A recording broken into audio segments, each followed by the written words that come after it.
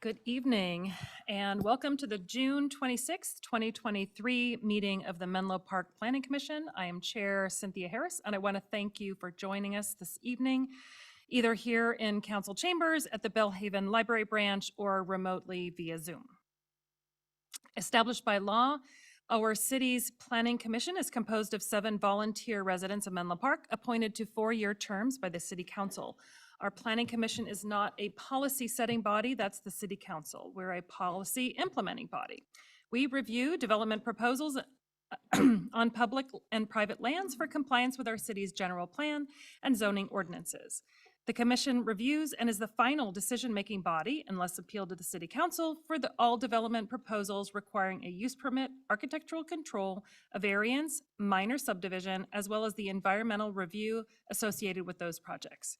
The Commission also serves as the recommending body to the City Council for major subdivisions, rezoning, conditional development permits, zoning ordinance amendments, general plan amendments, environmental reviews, and below market rate or BMR housing agreements associated with those projects. We encourage your active participation, whether you are an applicant or an interested member of the public, and there will be an option to speak publicly for each specific agenda item, as well as for general comment. With that, I will bring this meeting to order and call the roll. Commissioner Barnes. Here. Commissioner Doe. Present. Commissioner Eric. Present. Commissioner Riggs. Present. And I am here as well. We have 2 commissioners absent, but we do have a quorum of 5. So let's move on to reports and announcements. Karina? Yes. Yep. Ms. Sandmeyer, do you have reports or announcements? Yes. Good evening, Chair Harris. Oh, I'm not sure if my microphone's working.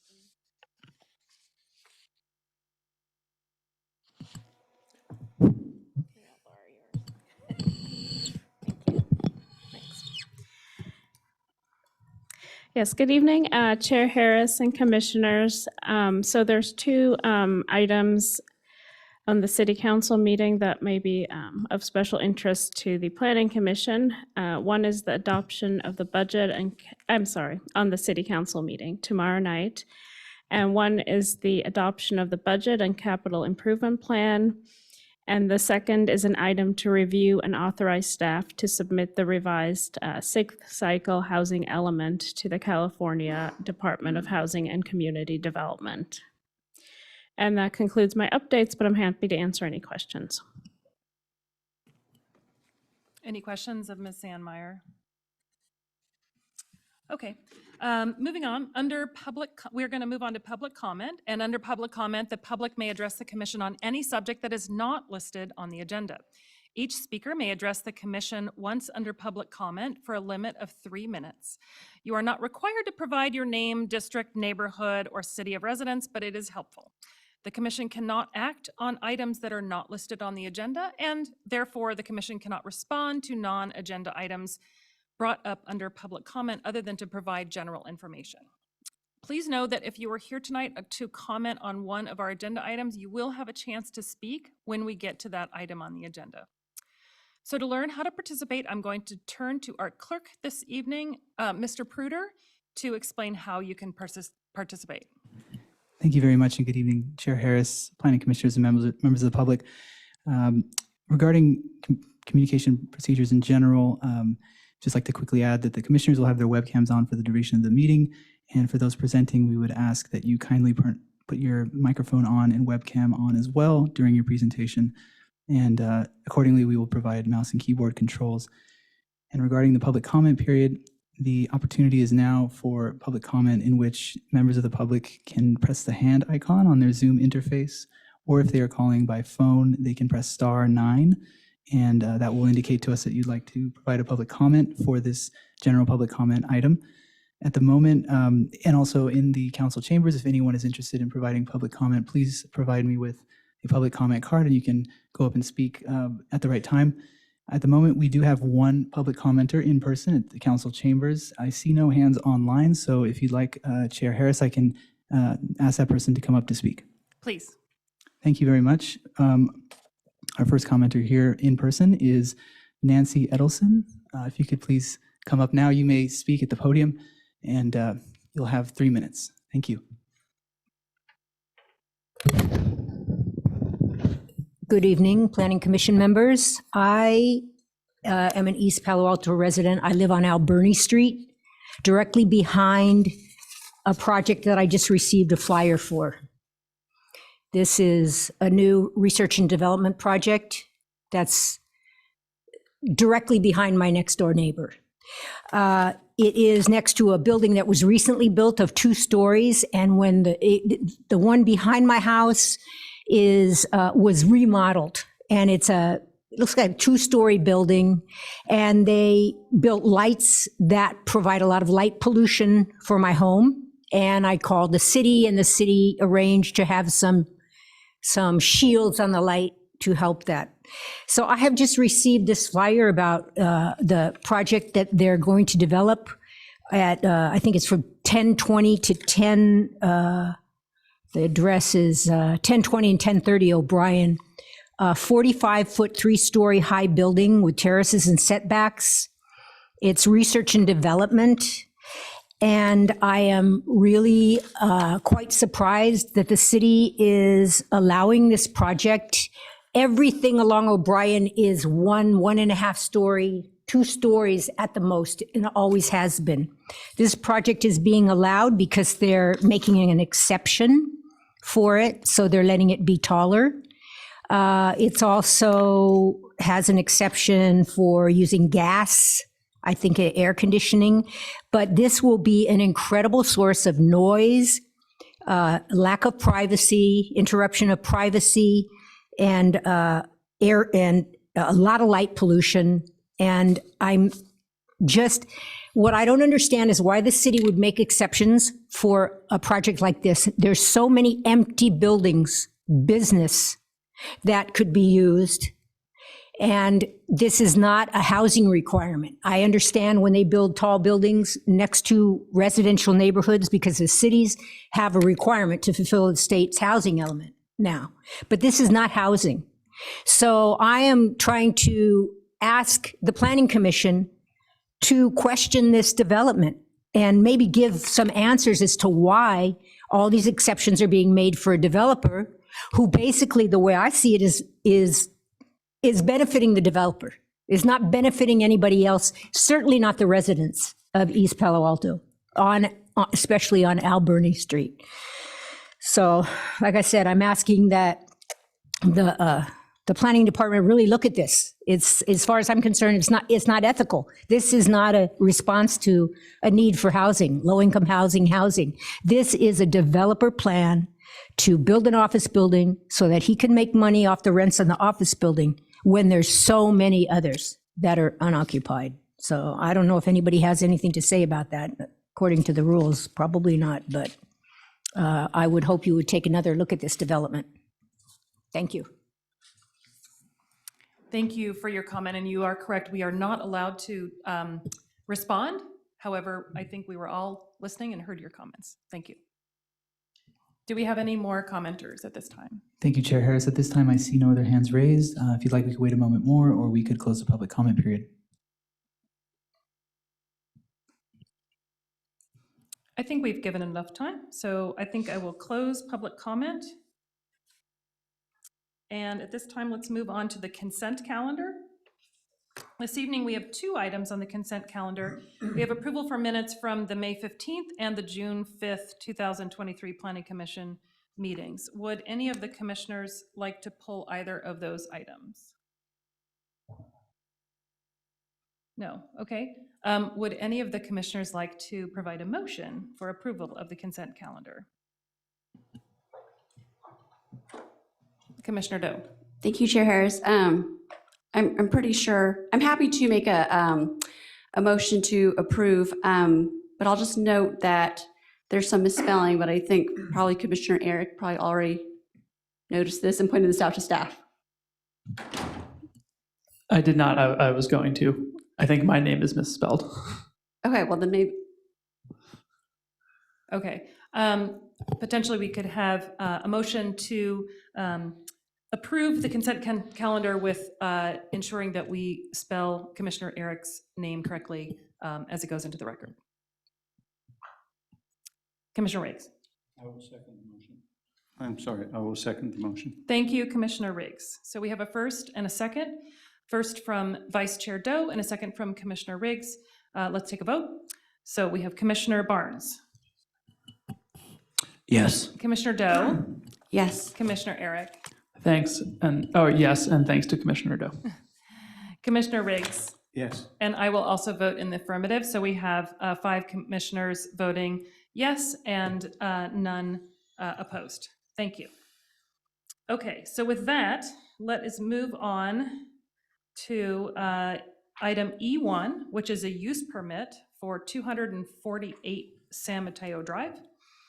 Is to consider and adopt resolutions to approve a use permit to demolish an existing single-story, single-family residence and construct a new 2-story, single-family residence with a basement on a substandard lot with regard to minimum lot width in the R1S, single-family suburban residential zoning district. Also to determine this action is categorically exempt under CEQA guidelines, section 15303's class 3 exemption for new construction or conversion of small structures. The proposal includes a detached accessory dwelling unit, ADU, which is a permitted use and not subject to discretionary review.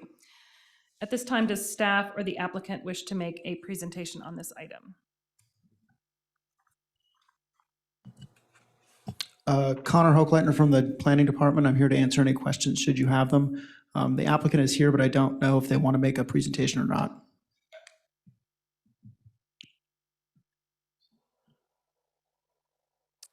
Is there interest in making a presentation? It's okay, you don't have to. No interest. Okay, all right, Didn't come out right. Okay, in that case, do we have any clarifying questions from the commissioner, from the commission to staff before we move to open public comment on this item? Commissioner Riggs.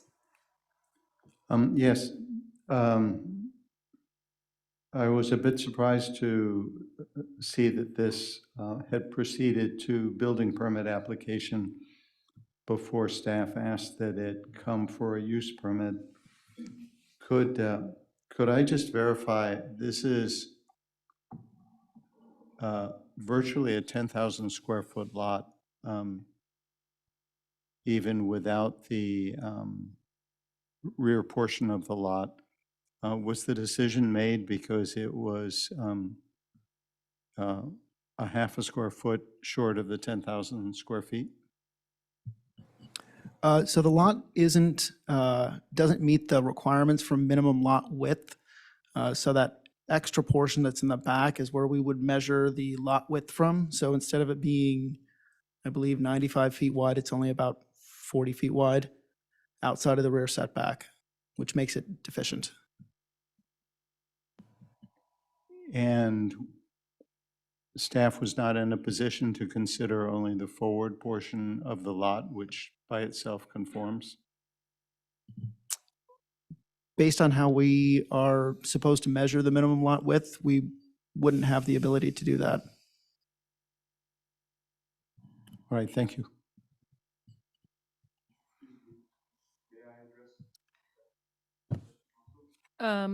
Yes.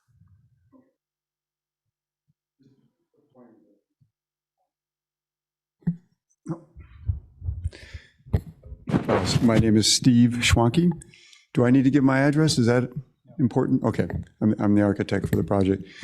From the very beginning, the very first question we asked the planning department right when we were hired to do this project was, is this lot conforming or non-conforming? And we received information from the planning department that it was conforming. And so that's why we proceeded and submitted for a building permit without any concern about use permit being required.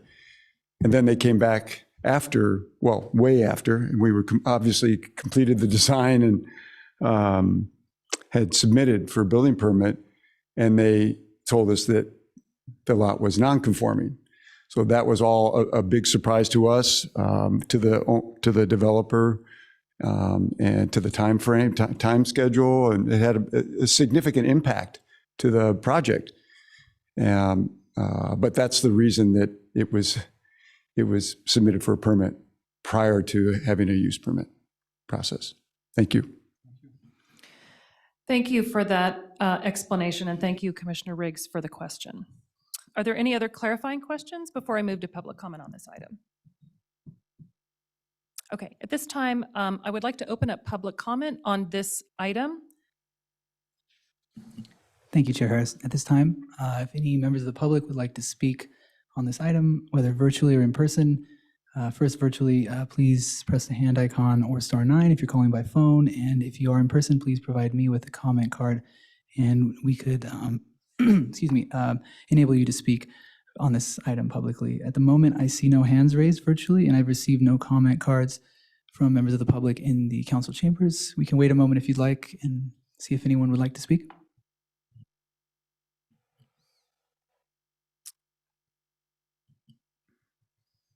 Okay, waiting just a moment.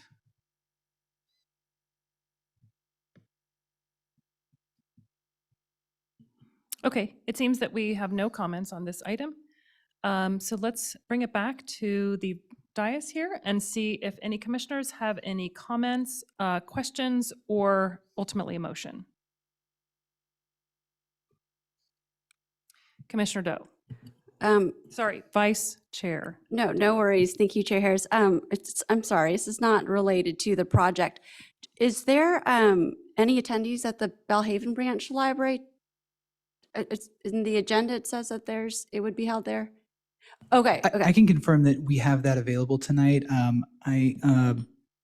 We do have the account using the OWL on as a panelist this evening, sorry, as an attendee, but at the moment, I don't believe we have any comments. I guess we could verify with them. No worry, and I wasn't questioning you, Mr. okay. Cruder. I was just Sorry. thought maybe I wasn't paying attention.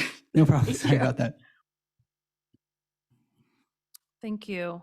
Any comments on this particular project at this time? Commissioner Riggs. Yeah, thank you.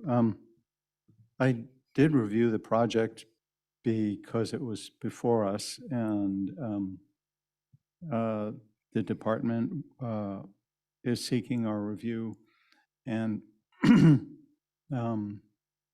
the bottom line is I don't see anything in conflict with code regarding this application, and it seems to be a well thought out and attractive property.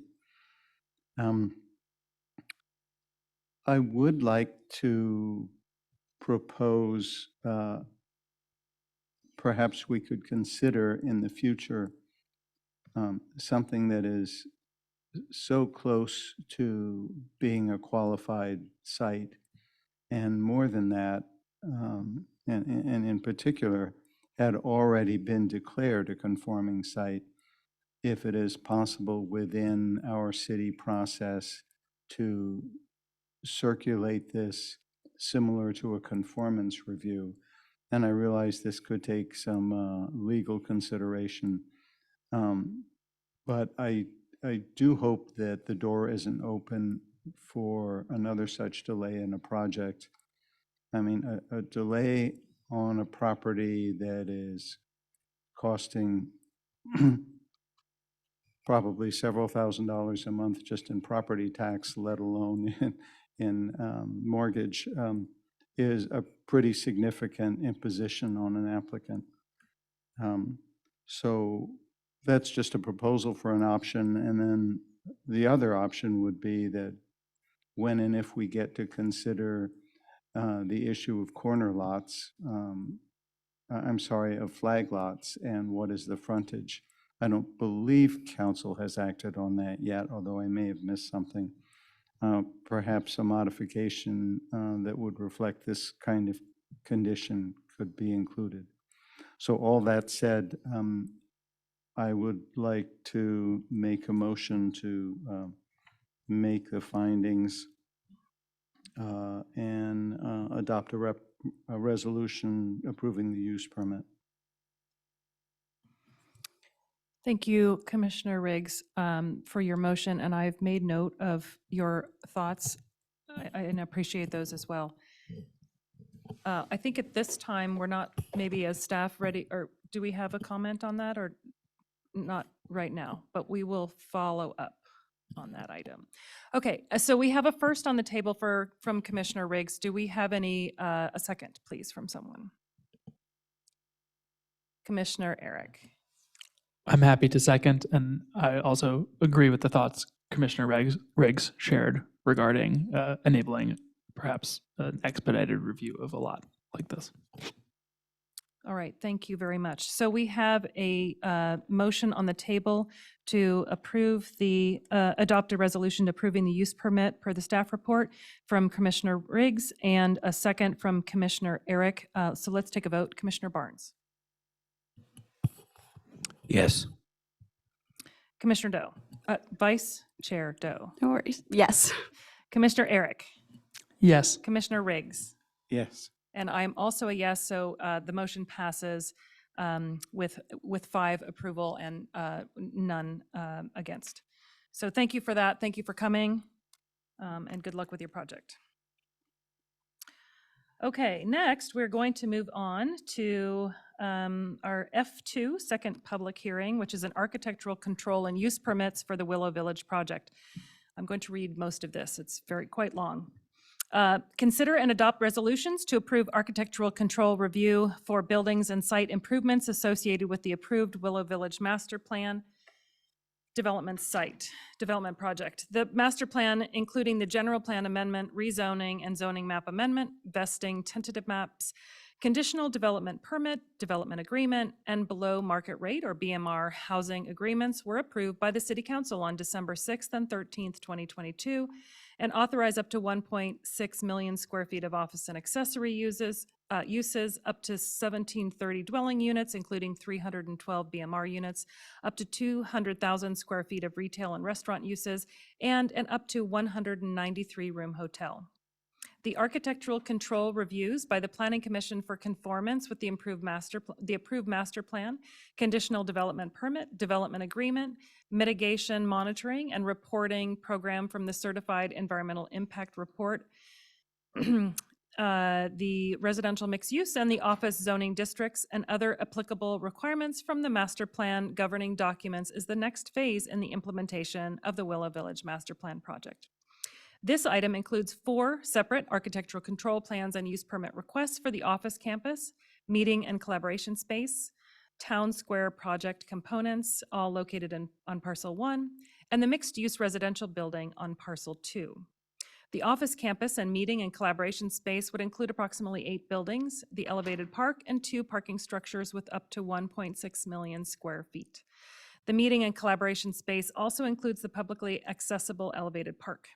The town square includes approximately 4,778 square feet of retail and restaurant use and an approximately 1.5 acre publicly accessible open space that would be predominantly hardscape with landscape planting features. The residential mixed-use building on parcel 2 would include up to approximately 328 dwelling units with a ground floor grocery store of approximately 46,768 square feet.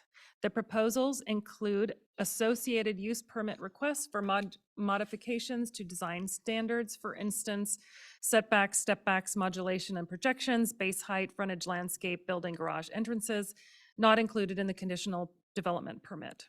Determine this action is consistent with the environmental impact report prepared for the proposed project and certified by the City Council on December 6th, 2022.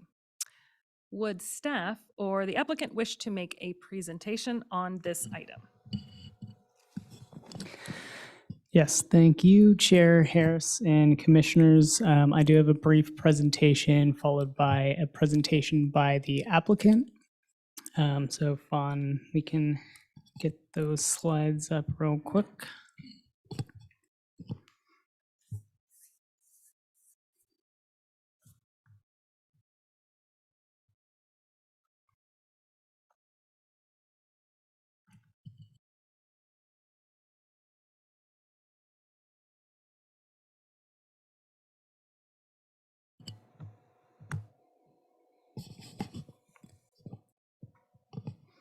Perfect. Thank you. So tonight we will be talking about Willow Village architectural control packages. I have a recommended format. Next slide, please. So again, I'll do a brief presentation. We'll have a presentation by the applicant. We'll do some public comment, have commissioner questions and comments, and then look for action by the Planning Commission. Next slide, please. And next slide. So, so this is the Willow Village site. Generally, it's about 59 acres, which is bounded by the Bayfront Expressway to the north, Willow Road to the west, and then Life Science Bonus Zoning District to the east and south, and is bordered by Mid-Peninsula High School. Next slide, please. As I mentioned, the site is approximately 59 acres and currently is developed with a mix of office and warehouse uses. The master plan, conditional development permit, and development agreement were approved by the City Council in December of last year. And that entitlement approved approximately 1.6 million square feet of office and accessory uses, 1,730 housing units, 200,000 square feet of retail restaurant uses, and then about 19.7 acres of open space generally, and then 8.3 of which would be publicly accessible open space. Next slide. So the CDP requires subsequent approval of architectural control packages. We'll refer to those as ACPs, and they're really intended to clarify and implement conceptual designs of individual buildings within the master plan site. So the designs were generally reviewed during the master planning process. Tonight, we are looking at 4 ACPs. Looking for action on the office campus, meeting collaboration space, MCS, the town square, and then parcel 2, which is a mixed-use residential building, which includes the grocery store. Next slide. So you'll notice there are a few use permits associated with each of the ACPs.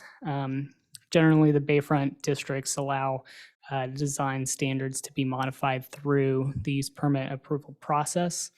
The CDP identified and approved several modifications to design standards, and these use permits were generally identified during the master plan process and the review of those buildings, but didn't quite make it into the CDP. So it's really just clarifications of designs that were in getting those approvals on the books of designs that were already reviewed. And these designs really haven't changed since the master plan process. Next slide, please. So a couple updates and clarifications on table 7 of the staff report. It's on page 5. We separate the office and MCS buildings into different square footages. Just wanted to clarify that there could be accessory uses in either the office or the MCS portions of the office campus, and then vice versa. There are some office spaces in the MCS generally. Then we did receive one additional piece of correspondence after the publication of the staff report. It came in this afternoon. It was sent to the Planning Commission, but to summarize generally, the commenter was concerned about allowing buildings to use natural gas for cooking in the grocery store, and offered some suggestions and urged the Planning Commission to make these buildings all electric. I just want to note that the CDP and the DA do have a structure for requesting use of natural gas, and that would be reviewed as an exception to the building permit, the building codes and the REACH codes, which would be reviewed by the EQC. And then finally, a couple housekeeping items, and I apologize for this. This might take a while. There are a few clarifications to the conditions of approval. So I'll just read these out really quickly. So condition 1G would state revisions to this ACP shall be processed by the City Community Development Department in accordance with Section 8.5 administrative amendments of project approvals of the development agreement. 1K should read the applicant or permittee shall defend, indemnify, and hold harmless the City of Menlo Park or its agents, officers, and employees from any claim, action, or proceeding against the City of Menlo Park or its agents, officers, or employees to attack, set aside, void, or annul an approval of the Planning Commission, City Council, Community Development Director, or any other department, committee, or agency of the city in accordance with Section 9.6 of the development agreement. Next slide, please. 1Q should read simultaneous with the submittal of a complete building permit application. The applicant shall comply with item 13.5, public open space access of the CDP prior to issuance of the certificate of occupancy. The applicant shall construct the publicly accessible open space for each ACP subject to Exhibit F of the development agreement and subject to the satisfaction of the building, engineering, planning, and transportation divisions. Further, the publicly accessible open space shall comply with operating rules identified in Section 19 of the CDP. 1T should read no later than upon submittal of a complete building permit application for each building and prior to issuance of the foundation permit. Approved soil management plans and work plans by the agency with jurisdiction over any remediation work are required to be submitted to the city for reference purposes. Any excavation related to the soils remediation shall require issuance of a building permit from the city. The applicant shall comply with the requirements of the CDP. Item 10.4, voluntary remediation work. The last sentence omitted. 2E should read subject to CDP condition section 4.13 and the development agreement no later than 12 months after certificate of occupancy is granted. The applicant shall submit calculations documenting the prorated fair share water usage allocated to the building based on square footage, units, or hotel rooms. The maximum total potable water usage for the project site is 98 million gallons per year. The applicant shall submit water allocation calculations to the city's engineering division and shall be reviewed and approved by the Public Works Director for compliance with the requirements of CDP Section 13.1. I believe this is the last one. 2F, once construction has commenced, the applicant shall diligently pursue the project's construction through the completion, and if at any point after building permits have been issued, the applicant abandons construction and the building permits expire, the applicant shall demolish the uncompleted portions of the project covered by the building permits and restore the site to rough grade condition and or shall take reasonable measures to protect public health and safety, protect the building structure from the elements, screen unsightly elements from view, such as fencing, painting, or attractive screening or coverings, and maintain temporary landscaping to the satisfaction of the planning division. Okay. That is it for me, and we have a presentation by the applicant team. Thank you.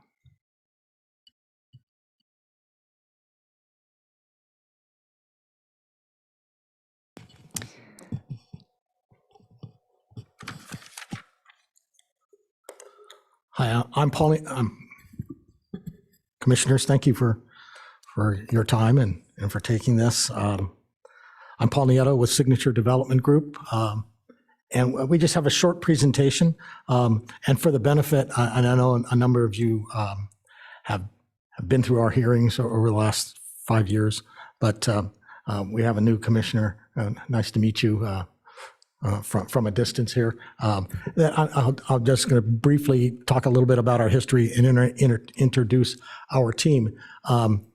One of the things that we had a challenge, I just briefly, when we got involved with Meta and the community, was how do we create a great project in an area that has really never been done before, which is to combine a tech campus needs with an area that needs a lot of housing and neighborhoods that really have a desire for grocery, shopping, restaurants, and the like.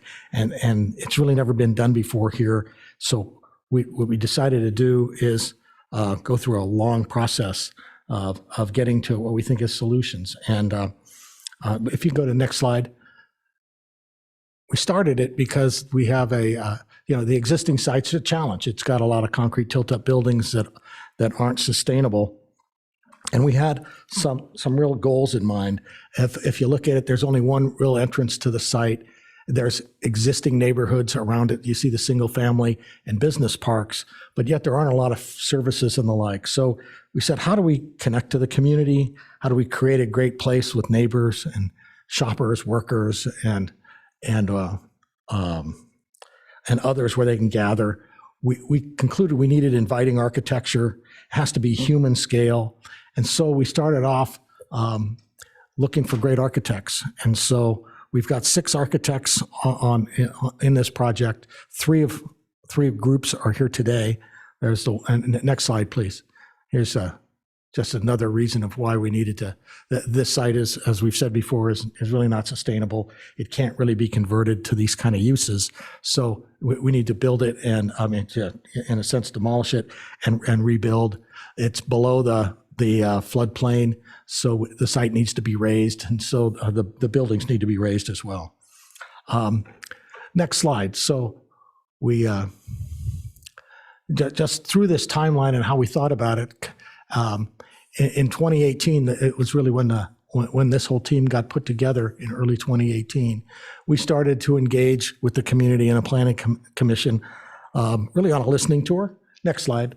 It started in 18. We made some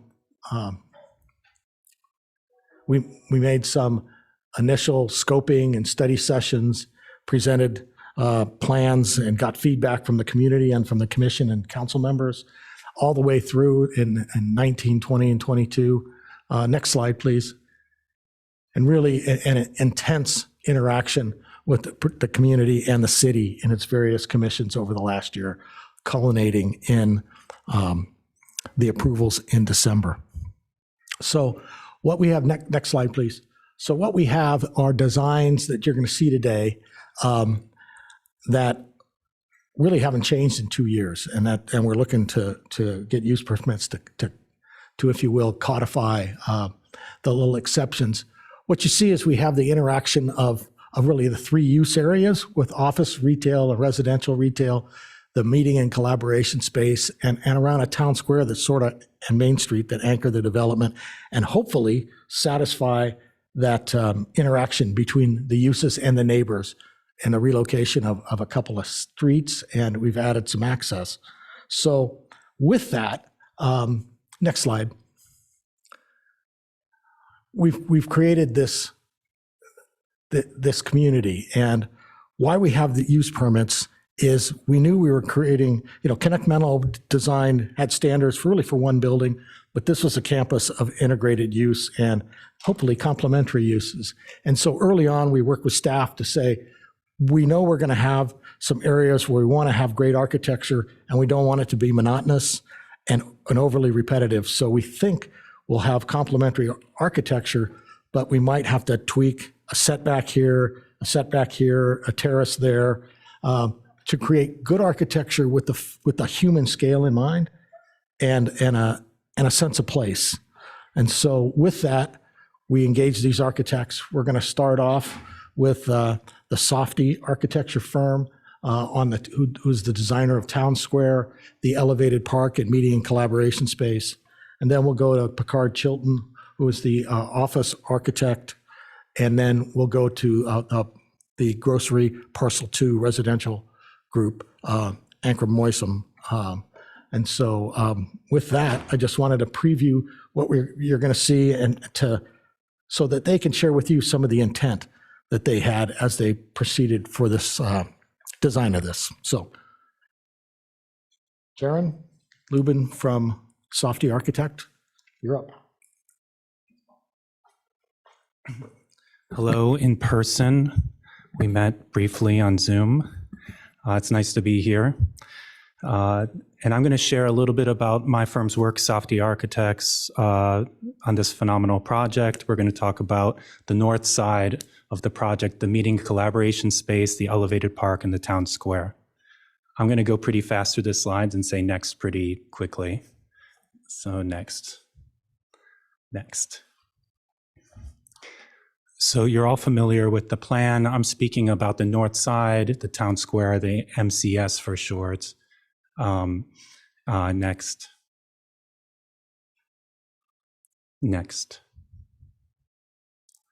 So as you arrive to Willow Village, this is your first look to the project.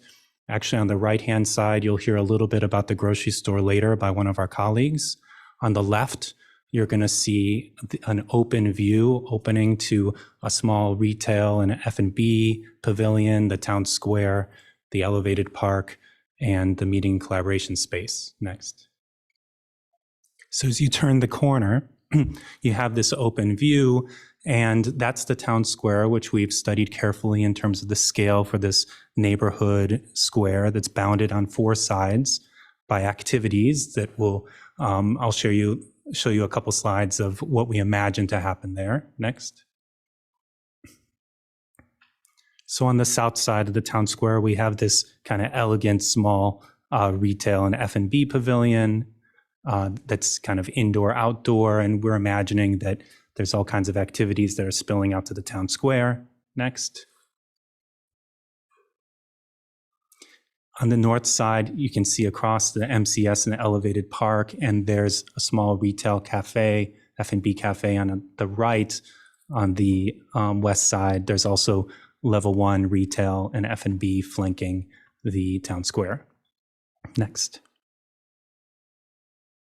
And so you can imagine the types of activities that could happen in a square like this for the community, for the neighborhood, like night showings of movies and farmers markets and all kinds of performances and local kind of everything you can imagine. Next. Next, thank you. A second element we'll speak about it is this public park we're creating, the elevated park. It's accessed by 4 vertical connections from the ground.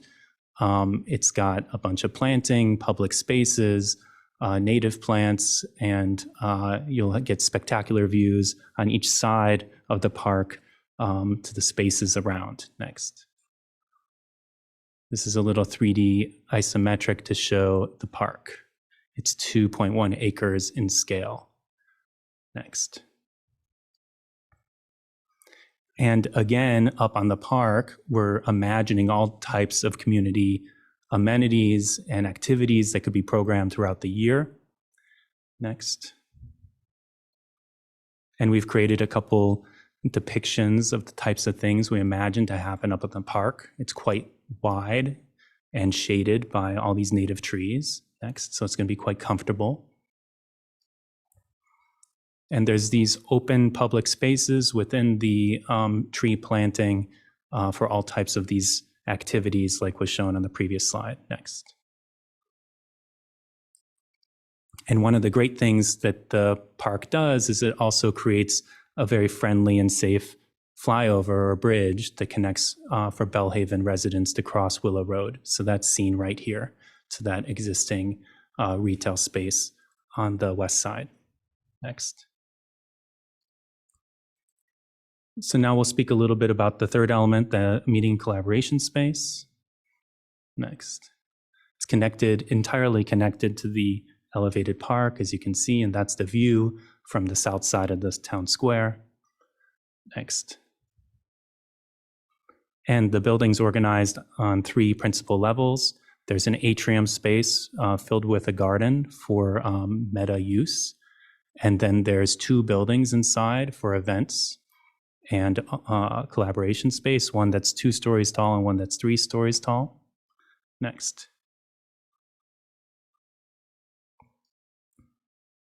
Next.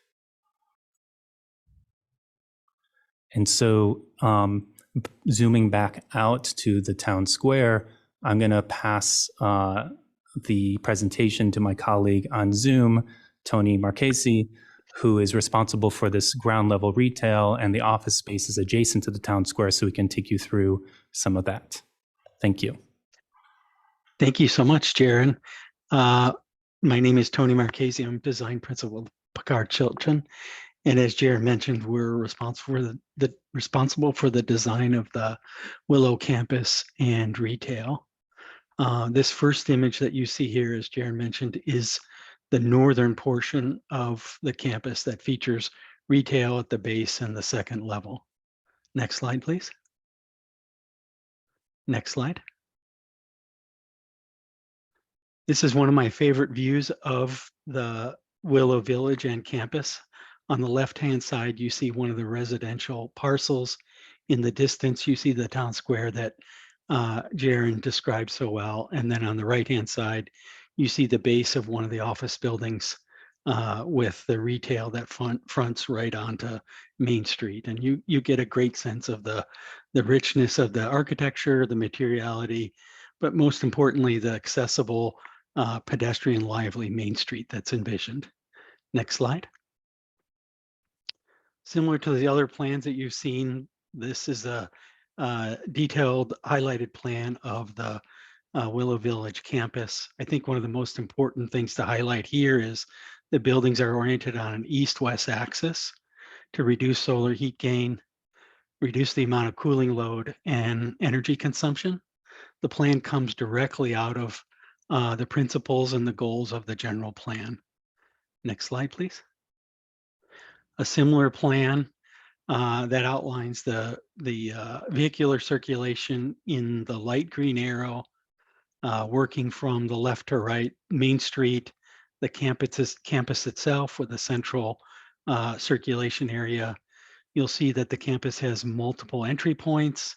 We've set the security perimeter back to create a series of green spaces that enliven Main Street and engage with Willow Village.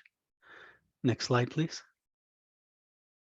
Again, that view of the building on the main town square, you get a sense of the building materiality, which is mass timber, and how the buildings activate the pedestrian realm. Next slide, please. Working southward on Main Street, this is one of the main entrances to the campus.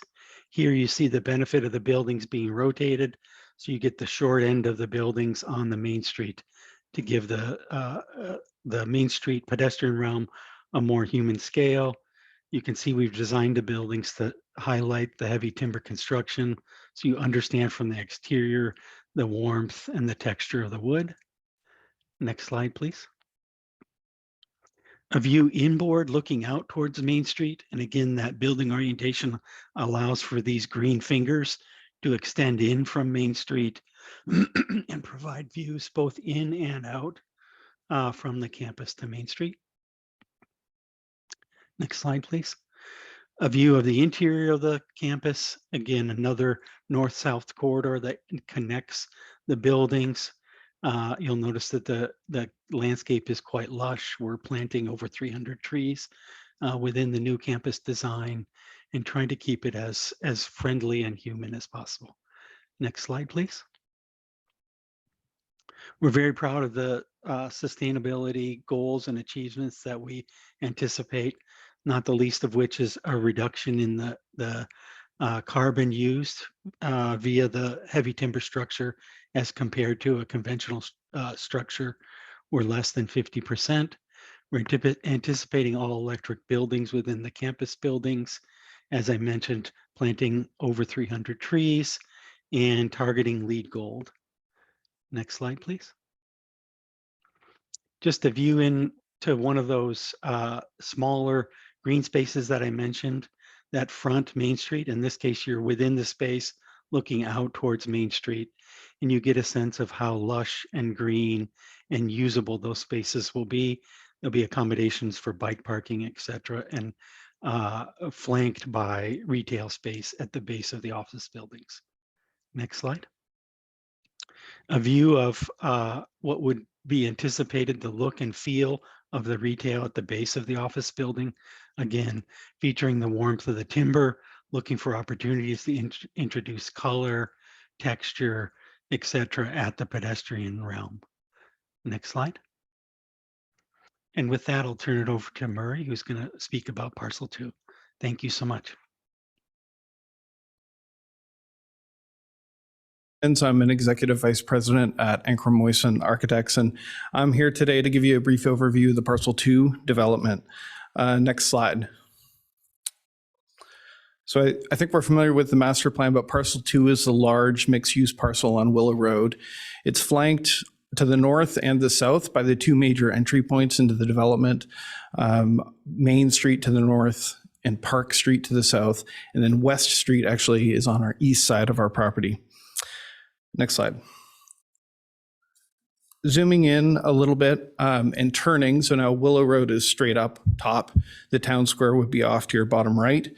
The residential buildings here are broken into two U-shaped buildings at the top of a two-story podium, each opening in their own direction. The southern portion opens to the south towards the park across the street, and the northern building opens up to Willow Road. These create a lot of variety and relief along our facades, and also create a dynamic sort of connected open space on the podium for the residential amenities. Each of these residential buildings are 4 stories over the 2-story podium, with the exception of the wing on Willow up in the corner at the entry at Willow and Park. That's stepping down to the park in the neighborhood, so it's 3 stories over the podium. Next slide. Big feature on our ground floor, of course, is the 40,000 square foot full service grocery store. Vehicular entry and access to the grocery store is off 2 points, one off Willow Road and one off West Street. That takes care of all of our parking access as well as service access. Pedestrian entries are on West Street and then at the corner of West and Main, which is directly adjacent to the town square, sort of across that intersection. Next slide. This is the view of the entry of Willow Village from the intersection of Main and Willow.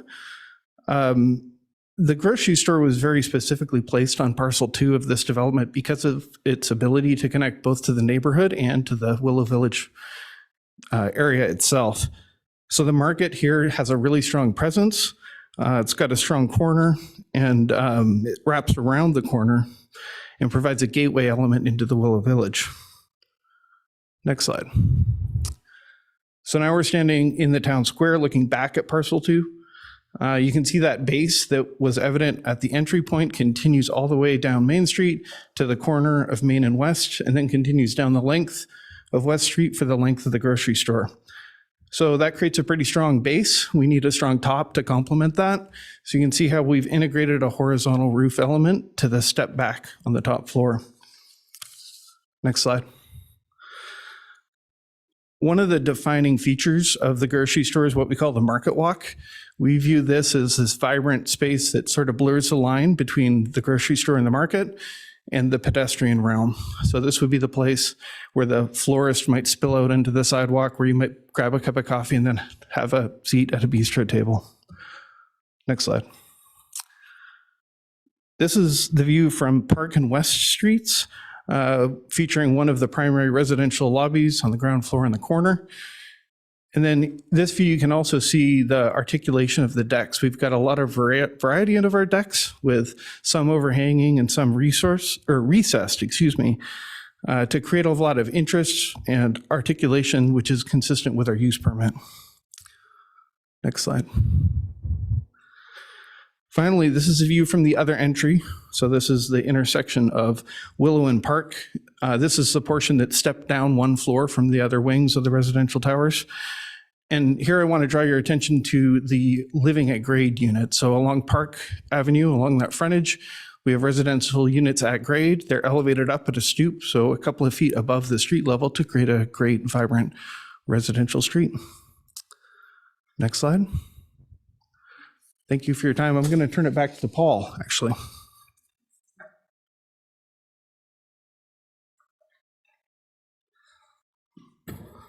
Thank you.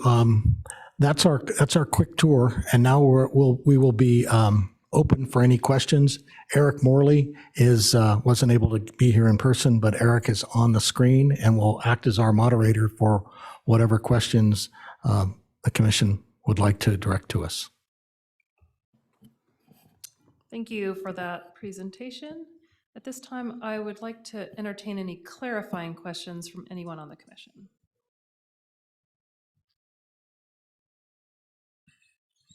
Seeing none, I'd like to move to public comment on this item, please. Thank you, Chair Harris. My apologies.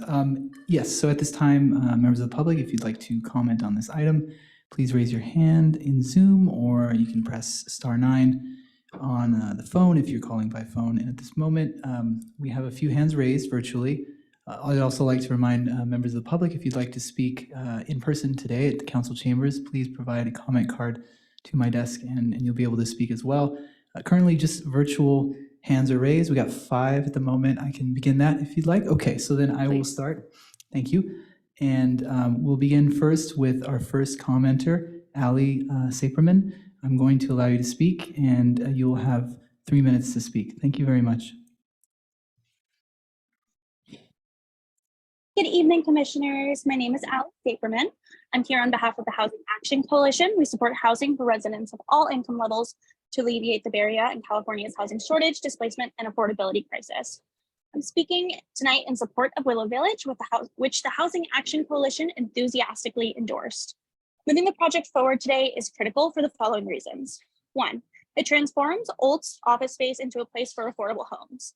This project replaces 1970s outdated office space, over 59 acres, with a mixed-use project that includes 1,730 new homes. Approximately 18% will be subsidized affordable, which is more than 300 affordable homes, and will increase the city's existing affordable housing stock by approximately 60%.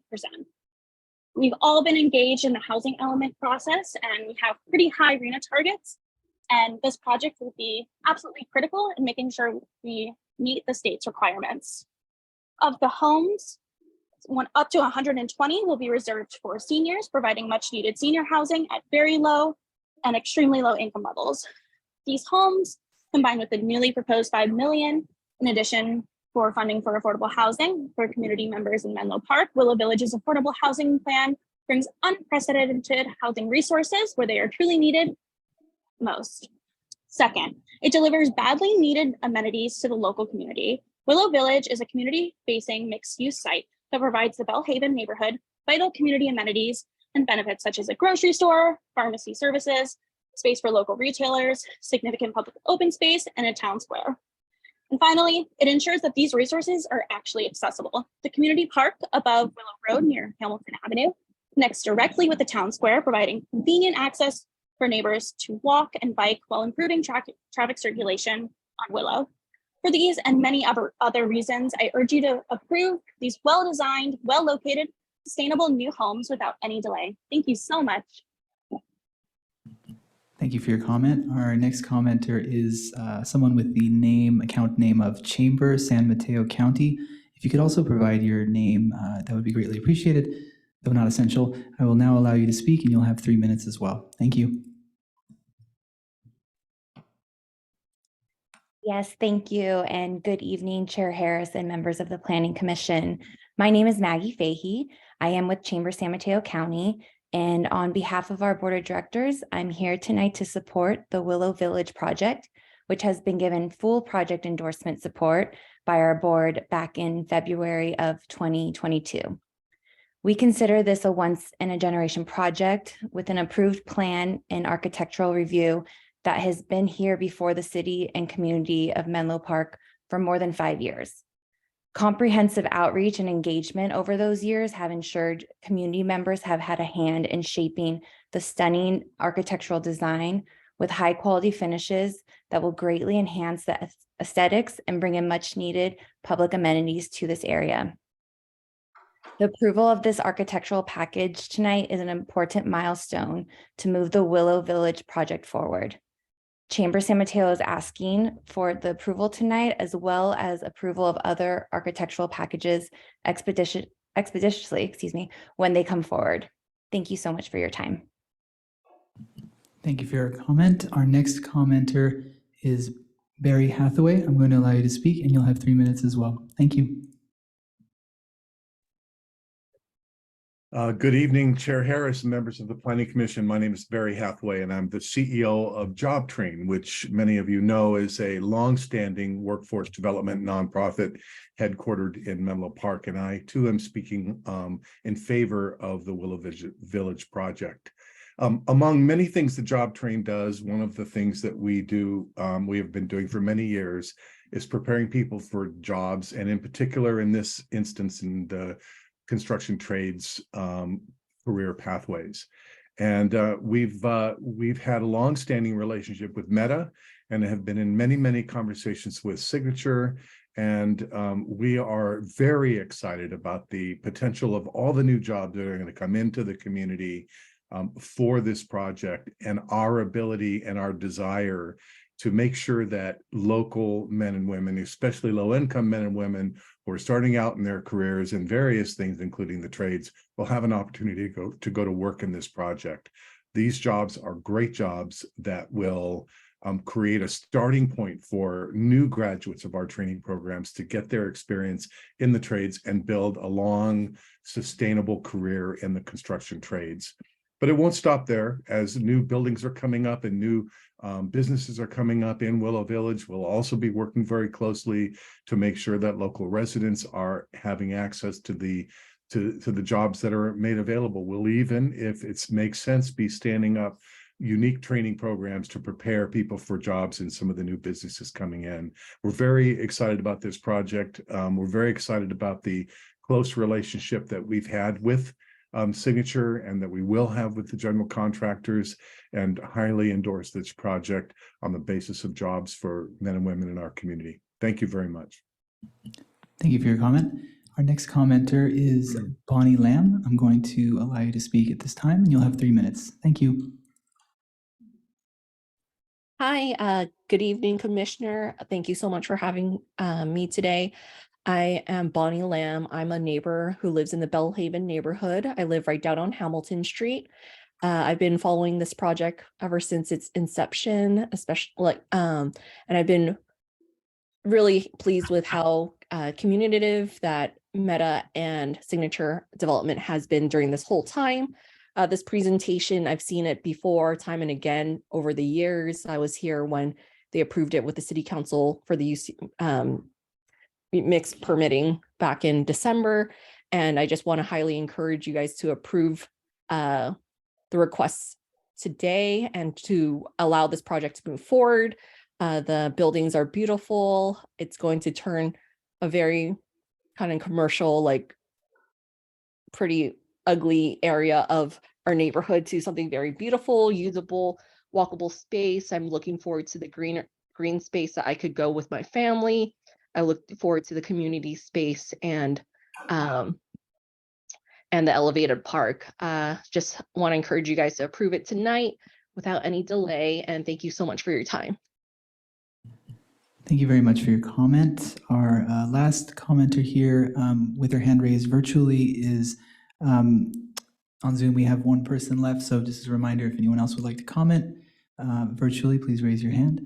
But this will be the last commenter. Otherwise, the person's name is Angelisa Rodriguez. You'll have 3 minutes. I'm going to allow you to speak now. Thank you. Good evening, members of the Menlo Park Planning Commission.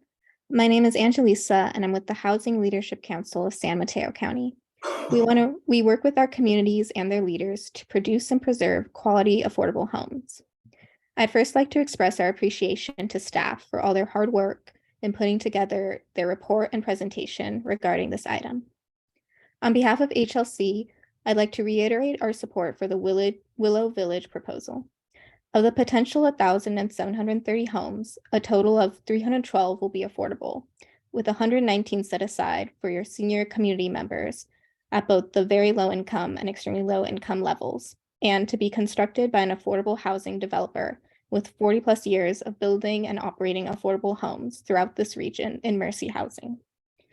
These homes, combined with the proposed $5 million in funding for affordable homes for your residents in Menlo Park, can provide your city with the very much needed relief against the job housing imbalance that all your residents are collectively experiencing at this moment. With that, we urge you to take all the needed steps tonight to ensure Willow Village's success. Thank you so much. Thank you for your comment. At this time, I see no other hands raised. If you'd like, we can wait a little longer, or we could close the public comment. I think we've given plenty of time, so let's go ahead and close public comment and bring it back to the dais for some comments and questions, and ultimately a motion. Actually, I think there are 4 motions that we'll need to adopt. Who would like to speak first on this project?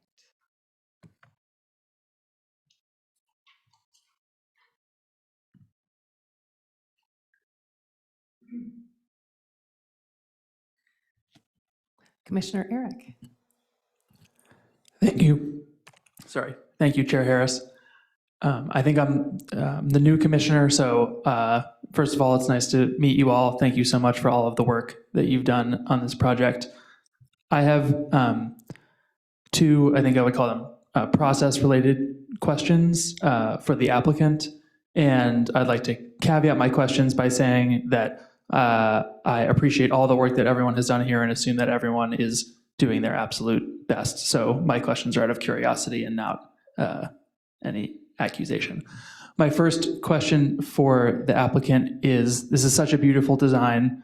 Is there anything else that you wanted to do with the design or felt that would benefit the community, but wasn't possible based on the zoning code or any sort of prohibition, or it would have been too difficult to do, essentially, but in your mind, you're thinking, oh man, I wish we had done that?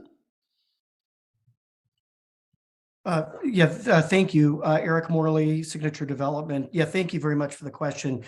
You know, the Willow Village was really born out of a very long, productive community process, and so, you know, the project has evolved over time. It's gone through a number of adjustments, modifications, updates over many years. And I think that we landed on a very elegant, wonderful, balanced plan. And that's been the approach all along, that enables and promotes the community amenities, has very high quality architecture, design, and community planning, and delivers those amenities and much needed housing, as well as employment opportunities. So we're very excited about where we are today, and we really look forward to moving forward tonight. Okay, thank you very much. I have one more question sort of along these lines. I know that we're approving 4 architectural control packages today. I understand that there will be more. So again, caveating that our staff is wonderful and has done amazing work. Is there any feedback you have for the city on how we could move these types of approvals more quickly, obviously while staying within the spirit of what we're doing here, but any feedback you have for the city or staff or the commission on how future approvals could move quicker, or you would be able to create the materials needed for those approvals any faster? Sure, thank you. Thanks for that question. I think it's an opportunity for me to share with you and complement your professional staff and the commission and the other commissions and council over many years. This is a very intricate project, and so it takes a lot of hands to make it work. And so I think given the nature of this project, given the commitment that we've had to engage the community, given the community's commitment to provide feedback and participate over that period of time, I think we've settled in on just an absolutely wonderful community-based plan, and we're now, at these critical milestones in order to move it forward with these packages. I will say also, we're looking forward to coming back to the commission with some of these additional administrative packages. We're ready to proceed with those, as well as we're continuing with our offsite improvement packages, regulatory agency approvals, and just really excited to move forward. Thank you. Thank you. That concludes my questions. I'll just make a comment that I have been following this project since before I was on the commission, and I want to compliment the work of everyone here and also the community groups that spoke, who I think have done a wonderful job advocating for the community. That concludes my questions. Thank you, Commissioner Eric. Other commissioners like to comment or provide questions? Commissioner Doe, Vice Chair Doe. Thank you, Chair Harris. The architecture is lovely, the wood and the glass. And in going through each of the requested modifications to setbacks, step backs, modulations, I think the applicant stated it well, that it was seen as buildings in dialogue with each other. And so in going through each of those requested use permits, they all seem reasonable and to tie into the integrated vision of the architecture and creating a negative space in between buildings. So I'm supportive of the architectural designs of these buildings. I have just two questions, if I may, through the chair. In the elevated bridge, and this is not a question, this is more just my wanting to understand. I see, I think, almost oak trees up on that elevated walkway, and from my very amateur understanding of trees, sometimes the roots kind of are a mirror image of trees. So I just want to am curious on what that will what trees will actually be on the elevated walkway, but it looks lovely.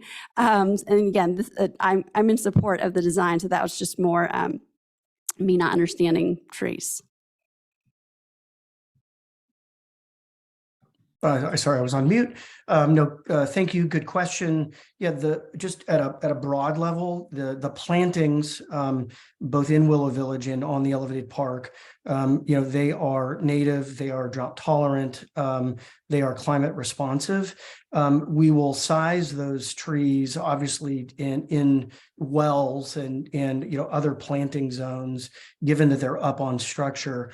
I would defer to one of my team members, either Jaron or one other, as to a specific species. But the renderings are essentially illustrative in nature, but we have shaded tree zones, we have pollinator zones. There are 5 or 6 different zones, but they will be planted in well, and Adam can answer that question from our landscape design team. So he's there in person from PWP, and would invite him to respond.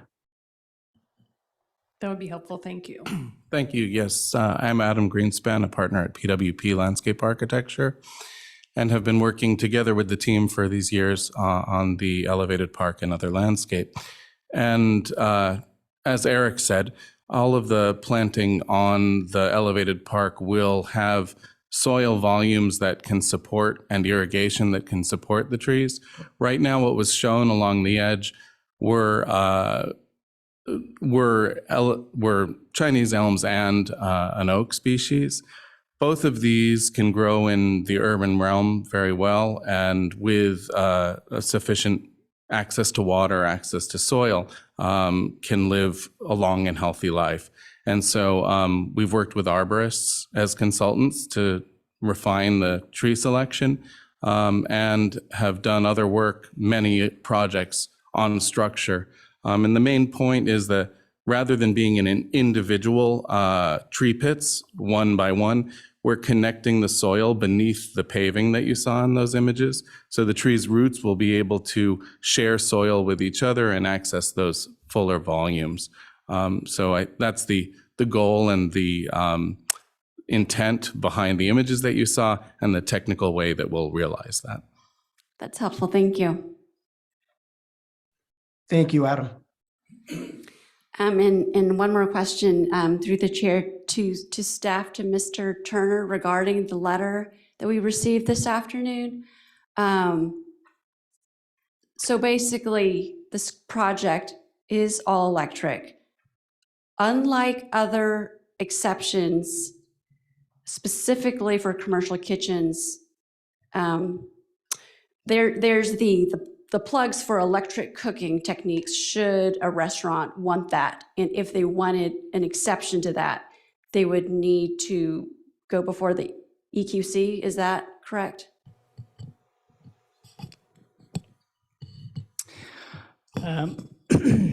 Just making sure I understand the question. Question is that all the buildings will be all electric with the exception of the gas cooking facilities, but they'll be built in a way that would allow for electric cooking facilities. Was that the question? And then further, they would need to go to EQC. Yeah. So that's generally included in the REACH codes. There are allowances for commercial for-profit kitchens to apply for an exception to use natural gas in their facilities. The CDP and DA mirror that process, so they would apply for the exception at the building permit stage, and then that would be reviewed by the by the EQC and subject to their approval. Yes. Got it. And if they opted to, it would be also, it's ready to go if a restaurant wanted to opt for electric methods. Is that correct? That the connections are all there? That is correct. Thank you. Yes. Thank you. You know what? I just want to confirm one more thing on a very similar question to Vice Chair Doe. Can you confirm that for the any office cafeterias will be running electric and you won't be, those commercial kitchens will not have gas? Is that correct? That is correct. Thank you. Any other commissioners have comments or questions for the applicant or staff?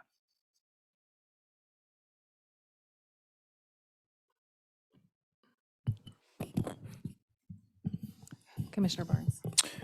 Thank you. Good evening. I'm going to revisit the question, a number of questions, but the first question is, as it relates to the vegetation that is elevated, in knowing that Facebook put in extensive vegetation on a number of their previous buildings, what was learned from that? What worked, what didn't work for those buildings? And what have you taken away that you think is going to make this successful? And that's to the landscape architect. Yes, Commissioner Barnes, I would sorry. defer to PWP. Adam can speak to that. Obviously, taking the learnings from the rooftop gardens, green roofs, and also, over structure. Adam and his team at PWP have extensive experience in addition to the learnings from the previous Meta buildings, and we've essentially captured all best practices here. But I'll defer to Adam, who's at the podium. Thanks. And that's a great question because I think we're always learning, all of us, as we do more projects. But our office has done the design of the Salesforce Park, elevated park in San Francisco, as well as elevated or plantings on structure and public landscapes on structure in various places across the world, including the 9/11 Memorial in New York, which seems like it's on the ground, but really there's 8 stories of building structure underneath the street level. So those trees that are there are also planted on structure. And so from those experiences, this idea of connecting soil and maximizing the soil volume, even if you don't maximize depth, is one thing that we've brought here, and also trying to make all of the irrigation as sustainable and efficient as possible, and being able to reuse as much water that drains through are all goals that we brought, and then have worked over these last years with Meta and their experiences on the buildings that you've described already. And so some of those things included species selection. There were some species that were planted that had issues and have been removed from the existing projects, that we then worked with Meta's horticultural staff and the tracking that they've done to really hone the species selection related to the site and related to the setting on a roof. And so we've used all of our expertise, but also consultants and the in-house Facebook and Meta team that has watched and maintained that over the years since.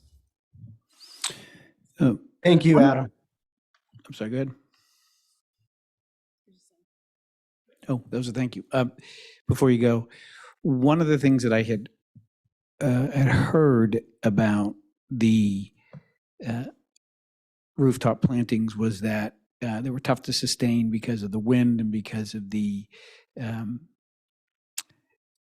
difficulty in keeping the soil itself well irrigated. Is that at all? Am I imagining that particular thing? And it sounds like you've solved for that. I'm not aware of those specifics. I mean, the wind is an issue, and we've done wind testing. Our project has related to finding what kind of comfort and wind levels we have. We're comfortable that pedestrians and plants both will be comfortable on the elevated park. On the existing Facebook roof, there were some species that were very fast growing that can also grow with weaker wood when they grow fast. And those were some of the trees that there was difficulty with on the existing rooftop that have been removed, and we're not using those poplar species as an example, which probably might have been what led to the comment that you heard, which is as they grow fast and they have many roots, they suck up a lot of the water quickly. And so as a species, that's one that was used initially that isn't going to be used in this phase of the development. Got it. Thank you very much. Thanks. I would just say as an aside, I recall when it was Meta was bringing their parking garage before the Planning Commission, and they had a vision for a green wall on the side of the parking garage. And, you know, as I think the consensus was, is that really possible? And I don't think that happened. And I think that the Planning Commission discouraged the green wall for the parking garage. And after that vote, I regretted that vote. And I think every opportunity that we have to increase vegetation, green space, and all the benefits that come with it are certainly welcome.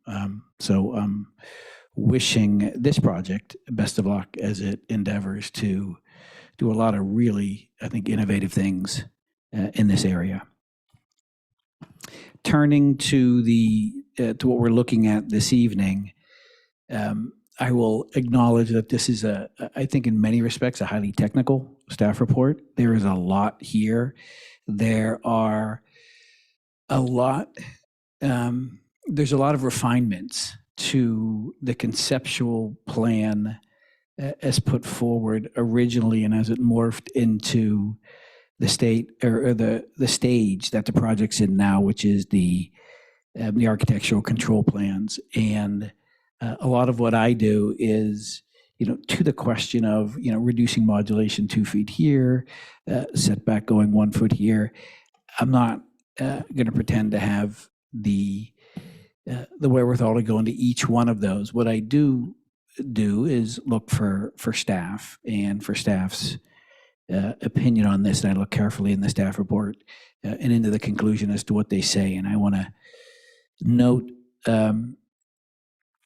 that as I look at this, the overriding concern for me is, what does the architectural control plans and what do the use permits accomplish? And most importantly, they seem to accomplish the facilitation of a comprehensive architectural design for each, the use permit for each architectural control plan, and continue to result in high quality architectural designs for each architectural control plan. Now, those aren't my words, those are staff's words, and I concur with that. I'm also noting that the proposed architectural designs of the buildings and the site components are both consistent with the master plan illustrative plans, the ones that we have seen multiple times up here in this dais.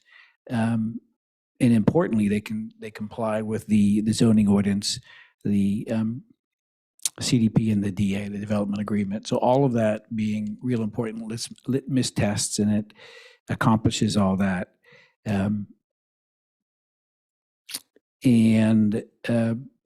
I'm going to wait for Commissioner Riggs because I suspect he's got some words of wisdom about this, but I certainly am ready to make a motion based on everything I've heard tonight from my fellow commissioners and what I've heard from the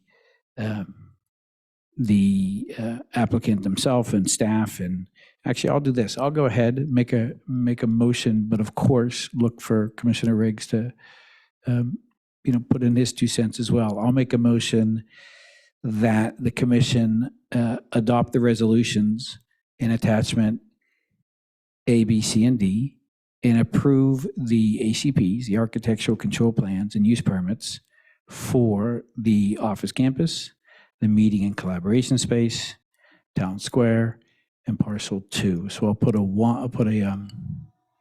motion on the floor, and then I will look back to the chair. Thank you.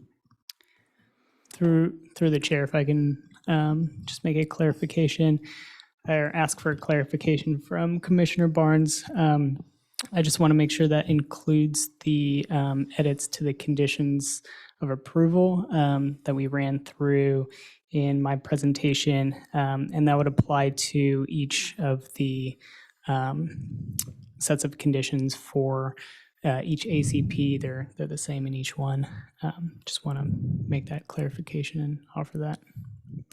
Thank you for that. And I believe I was paying attention to them as they came up, and I was generally in agreement, but I would want to see them one more time briefly on the screen to make sure that that I understood them correctly.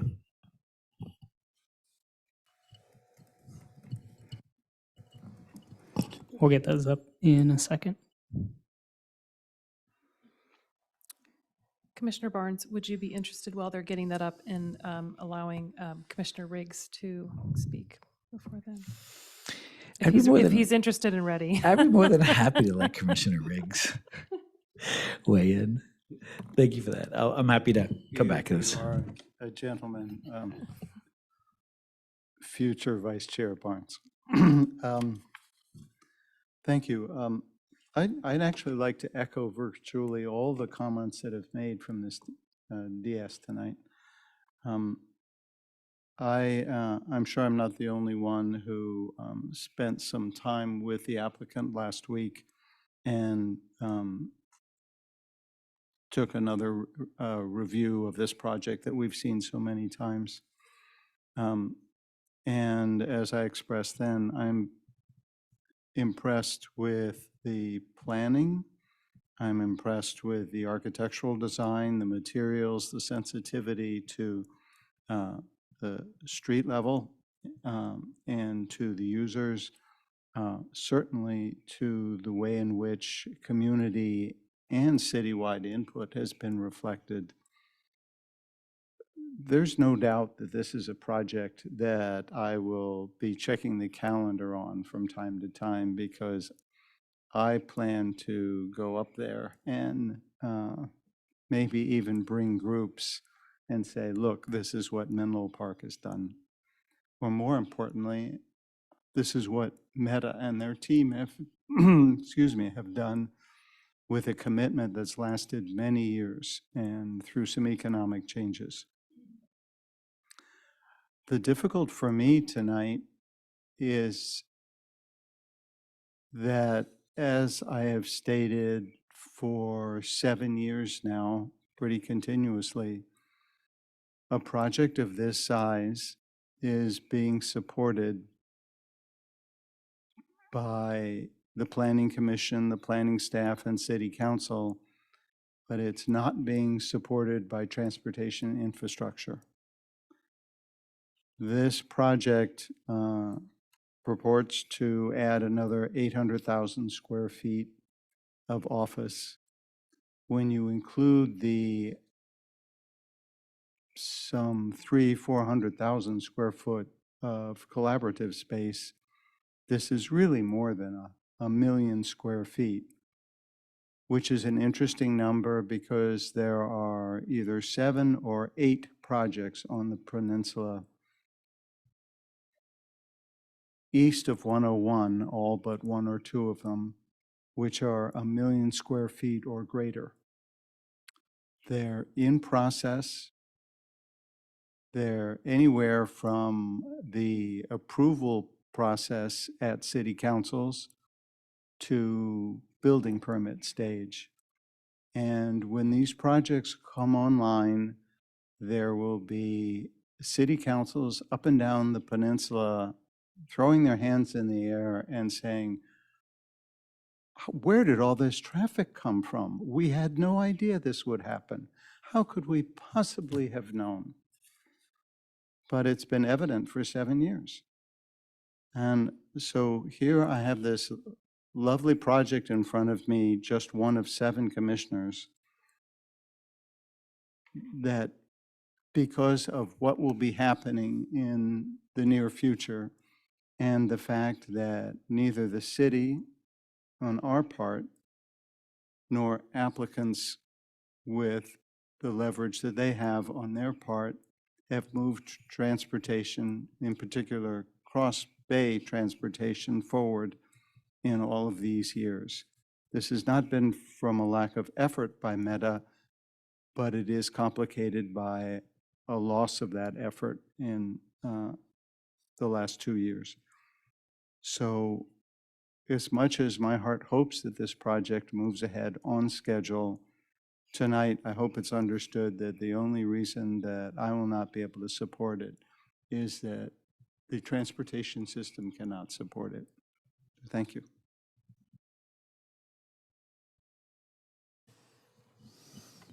Okay, I think at this time we have the updates to the conditions up. So if Commissioner Barnes, you can ask any other questions, or I think you were requesting another explanation of them. Yes, and before I start, I will say that Commissioner Riggs's comments need no recognition from me, and I will at the same time say thank you, Commissioner Riggs, for those comments. Yes, so 1G, yes, 1K. And I'm not planning on reading them. I'm just out loud. I'm just going to read them in my head here. Yes, 1K is fine with me.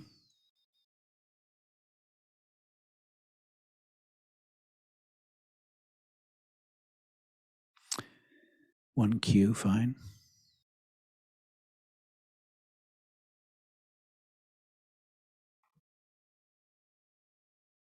One T is fine.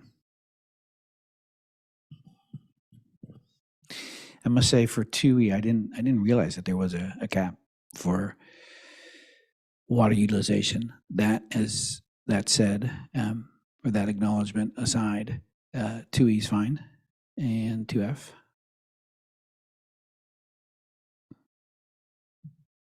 2F I find to be quite reasonable as well. I'm in agreement with those. Thank you.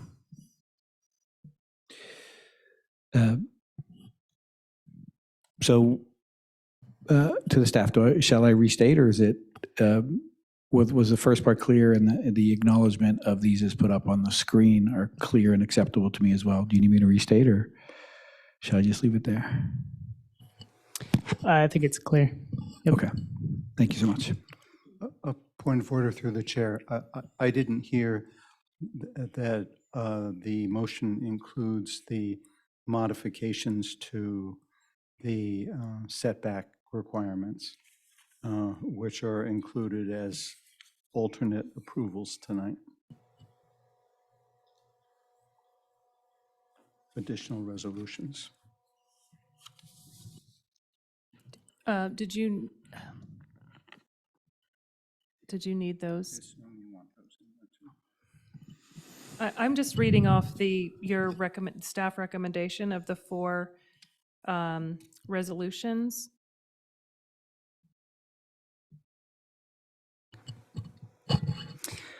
Yes, just to clarify, the resolutions, the 4 resolutions that Commissioner Barnes has made a motion on include both the architectural control package, essentially architectural control permit and the use permits.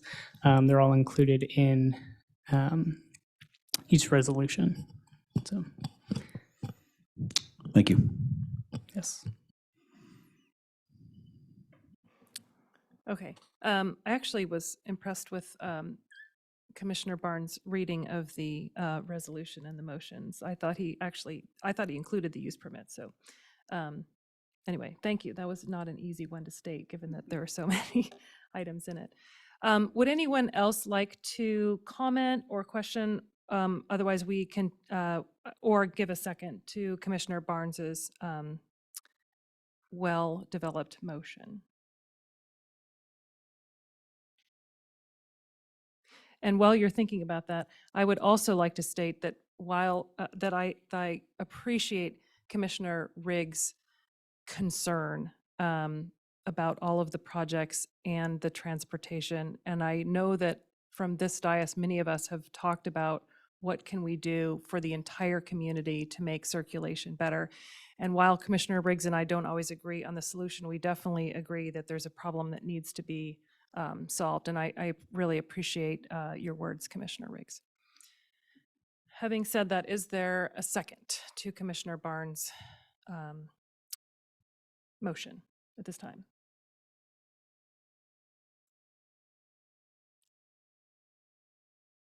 Commissioner Eric.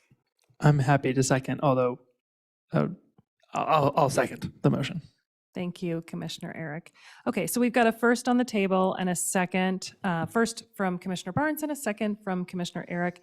So we will take a vote at this time on this motion to approve, and I'm not going to restate the whole thing. So Commissioner Barnes. Yes. Commissioner Doe, Vice Chair Doe. Yes. Commissioner Eric. Yes. Commissioner Riggs. No. Thank you. And I will vote in the affirmative. So we have 4 commissioners voting in the affirmative and 1 against and 2 absent. So the motion passes. Thank you so much to staff for all of your work on this. And I know you will continue so much work on this project, and also to the applicant group who presented tonight. Thank you so much. Okay, we are going to move on to our next item. And we have F3 and G1, which are associated with a single staff report. I am going to read it, and it's quite lengthy, again. So this is an environmental impact report, EIR scoping session for O'Brien Drive, 1005 O'Brien Drive and 1320 Willow Road project that would redevelop the project site. The proposed project includes requests for a development agreement, architectural control, use permit, lot line adjustment, lot merger, and environmental review. The project would demolish 3 existing 1-story commercial buildings on 3 parcels and construct 1 new 5-story building for research and development uses, 1 new 4-story building for R&D uses, and 1 new 7-story parking structure on 2 parcels located in the Life Science Bonus Zoning District. The proposed project would be constructed in 2 phases, with the 5-story R&D office building and 5 levels of the parking structure to be developed in the first phase, and the 4-story R&D office building and the remaining 2 levels of the parking structure in the second phase.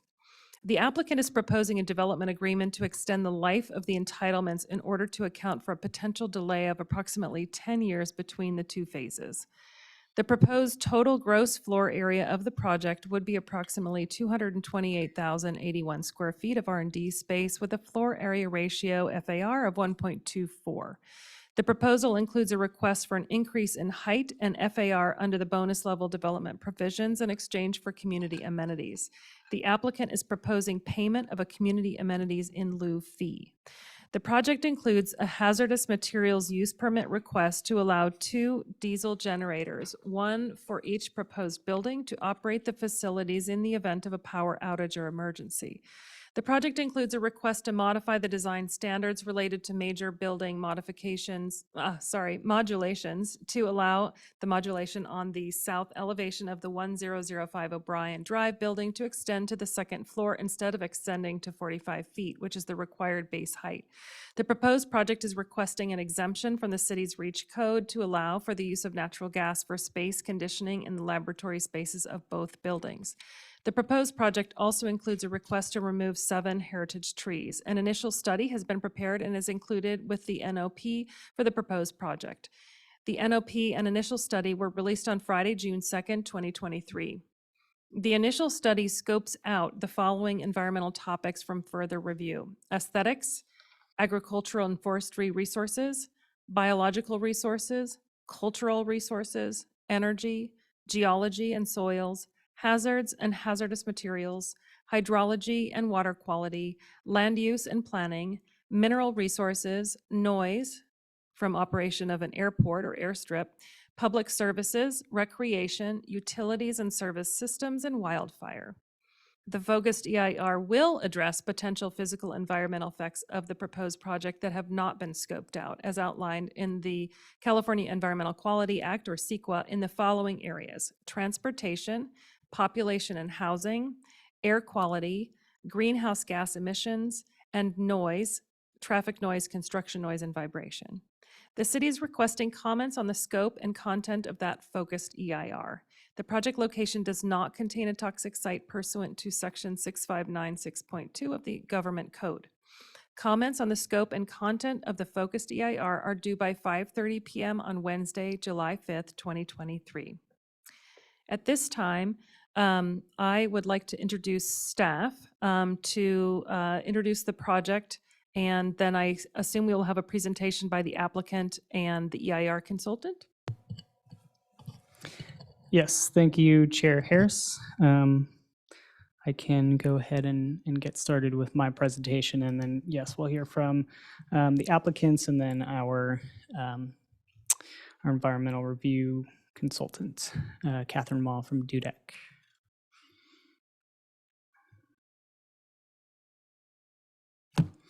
Okay, so this is the 985 to 1005 O'Brien and 1320 Willow Road project. Next slide. This is a look at the project site.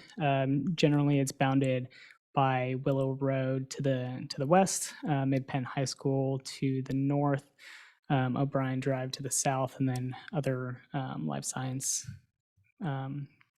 buildings to the east. The purpose of this meeting, we'll have 2 public hearings, one on the environmental impact report scoping session. So this will provide the commission and the public an opportunity to provide comments on the scope of the EIR. And then we'll move into a study session to provide feedback on the project itself, including the design, open space, proposed uses, etc. No actions will be taken tonight. And then one update, we did receive one additional item of correspondence this afternoon. The commenter generally expressed concerns with the use of natural gas heating for the lab spaces, removal of heritage trees on site, existing heritage trees on site, and then asked the Planning Commission to look at restricting biosafety levels to restricting biosafety levels 3 and above. And with that, our recommended meeting format for this evening, we'll do the EIR scoping session. So we'll have just one presentation by the applicant. It'll serve as the presentation for both the EIR portion and the study session. Then we'll hear from our consultant from DUDEC on the initial study. Then we can answer any clarifying questions, take public comments, and then close the scoping session, and then we can move into the study session portion. We can open public comment for that portion, and then have any clarifying questions and discussion from the Planning Commission. So with that, I will hand it over to the applicant team.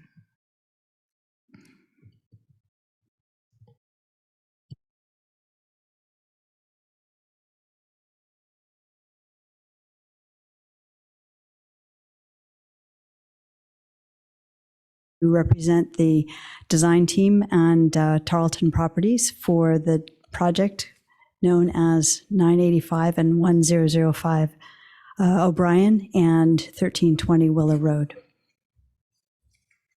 And we have a slideshow, I think. Thanks, Matt.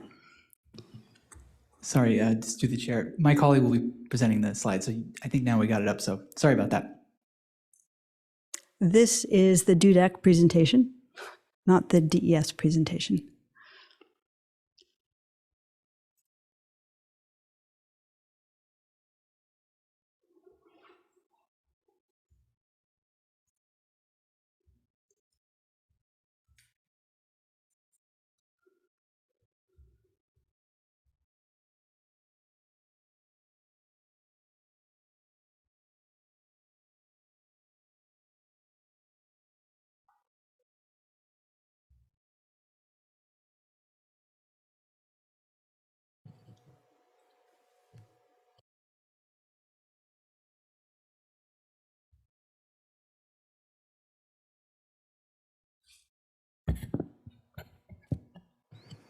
Sorry about that. We are working on getting the correct presentation.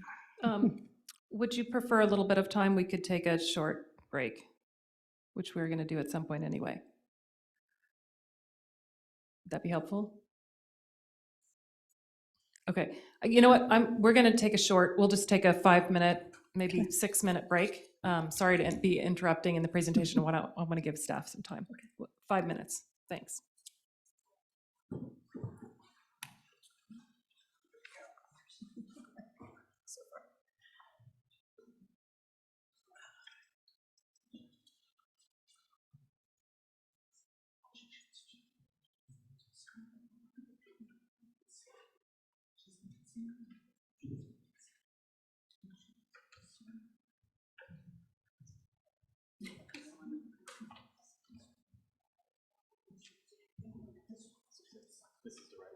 Yes. Okay. No problem.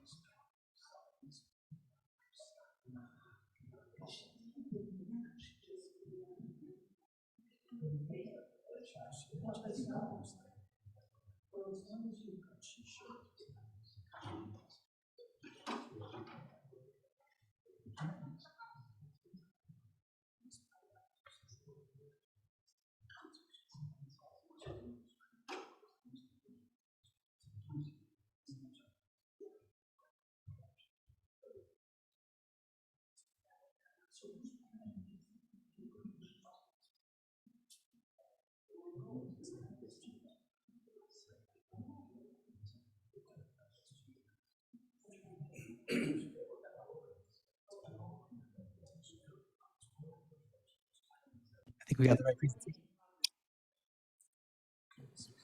Okay, thank you. And we're back. I think we have the staff presentation, I'm sorry, the architect presentation. And if you could please go ahead with your presentation. Thank you. Thank you very much, Chair Harris. Susan Eschweiler with DES Architects and Engineers. I'm here tonight to present the 1005 O'Brien Drive and 1320 Willow Road projects. Excuse me, Susan, could you lift the microphone just a bit? Thanks. Thank you. Trying to see. Okay. So who do I cue? Matt? Okay. So just as a reminder, this is a project at the corner of Willow Road and O'Brien Drive. It is part of the LSB district, and it is adjacent to the Hetch Hetchy right-of-way. It is a combination of properties. You can go on to the next one. That will be part of the Menlo Park Labs life science area that is developed by Tarleton Properties. This is, as stated in the staff report, there is a 5-story building, a 4-story building, and a parking garage that will be put on these properties. But you can see how it relates to the rest of the Tarleton developments along O'Brien Drive. We were here not long ago for the 1125 O'Brien Drive project at the corner, as a bend in the road of O'Brien Drive, and then it wraps around to the area where we were here for 1350 Adams Court not long ago as well. Next. So Menlo Park Labs is a burgeoning life science district developed by the Tarletons, and it includes the Pacific Biosciences that you see in the upper left. It has a full-service cafeteria, cafe, and fitness center on O'Brien Drive that serves the tenants of the park. And it has a variety of different research and development companies that do anything from cancer research to medical devices to other types of research and development that are related to life sciences and healthcare. The features of the park is that Tarletons are very much involved in the transportation concerns that Mr. Riggs mentioned before. And John Tarleton is an avid cyclist, and so we have very much focused on-site bicycle storage and bicycles that can go from around the park itself. We'll be adding in this project 48 long-term bike parking and 20 short-term parking. The long-term parking will be in the parking garage, and the 20 will be near the entries to the buildings. And this complements the 132 other bicycle parking spaces that we have in the rest of the park. As part of our TDM program, we will be having showers and changing rooms to support the bicycle riders and other people who may be walking or doing fitness in the park. We'll have 4 women's and 4 men's changing rooms and shower rooms in this new facility. As I mentioned, there's a fitness center with multiple showers in 1440 O'Brien Drive, where the cafe is. Tarletons provide a Menlo Park rideshare electrical vehicles. They have championed electric vehicle charging stations throughout the park. There are over 200 of them already, and we will be adding 28 EV-ready spaces here, 83 EVSEs, and 44 clean energy parking spaces. In addition, there is a shuttle service that goes from Union City and Fremont BART to the park, Palo Alto Caltrain, Millbrae, BART, and 2 locations in San Francisco. And this is all in an effort to keep cars off of the road. Next. So the site itself, unusual sites that were developed long ago in sort of rhomboid, trapezoid kind of shapes. And this project combines these 3 sites, 985 O'Brien Drive, 1001 O'Brien Drive, and 1320 O'Brien Drive. And you can see that there are buildings on 3 buildings built. For the phase one, 2 of the buildings will come down and a portion of the 13 Willow property will come down. And there will be a phased project that will go in with a 5-story in the parking structure. And then in the second phase, the rest of 1320 Willow would come down for the second 4-story building. The buildings that are existing there today are 1-story concrete tilt-ups of that were essentially kind of warehouse, nondescript warehouses. And where the parking structure goes, there's actually just a paved parking lot right now. So here's the site from a Google Maps standpoint. The 3 properties will be combined and then lot lines adjusted to accommodate the new building layouts. And so the ones that are in gray would come down in phase 1, and the one that has a white roof would remain until phase 2.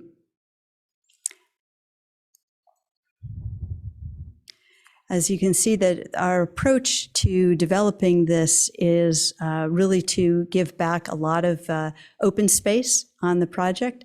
And part of the LSB requirements, there's 20% open space, which is all shown in green, and 10% of open space would be dedicated to the public.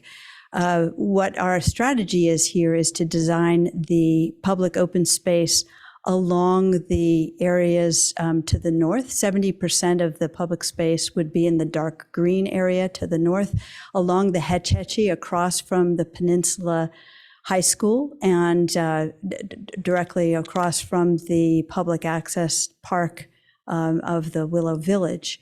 30% of the public open space would be along O'Brien Drive. And as you'll see in the later slides, we're developing those to have a variety of different types of landscape treatments.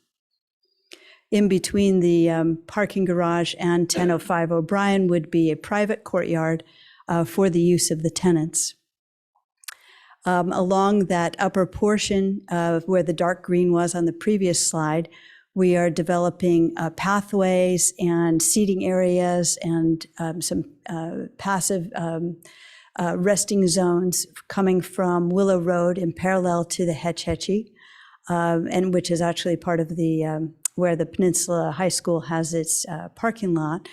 And directly adjacent to the soccer field of the Peninsula High School, we will be developing a sports court and a public amenity area for picnicking under catenary lights, and a really nice resting spot there.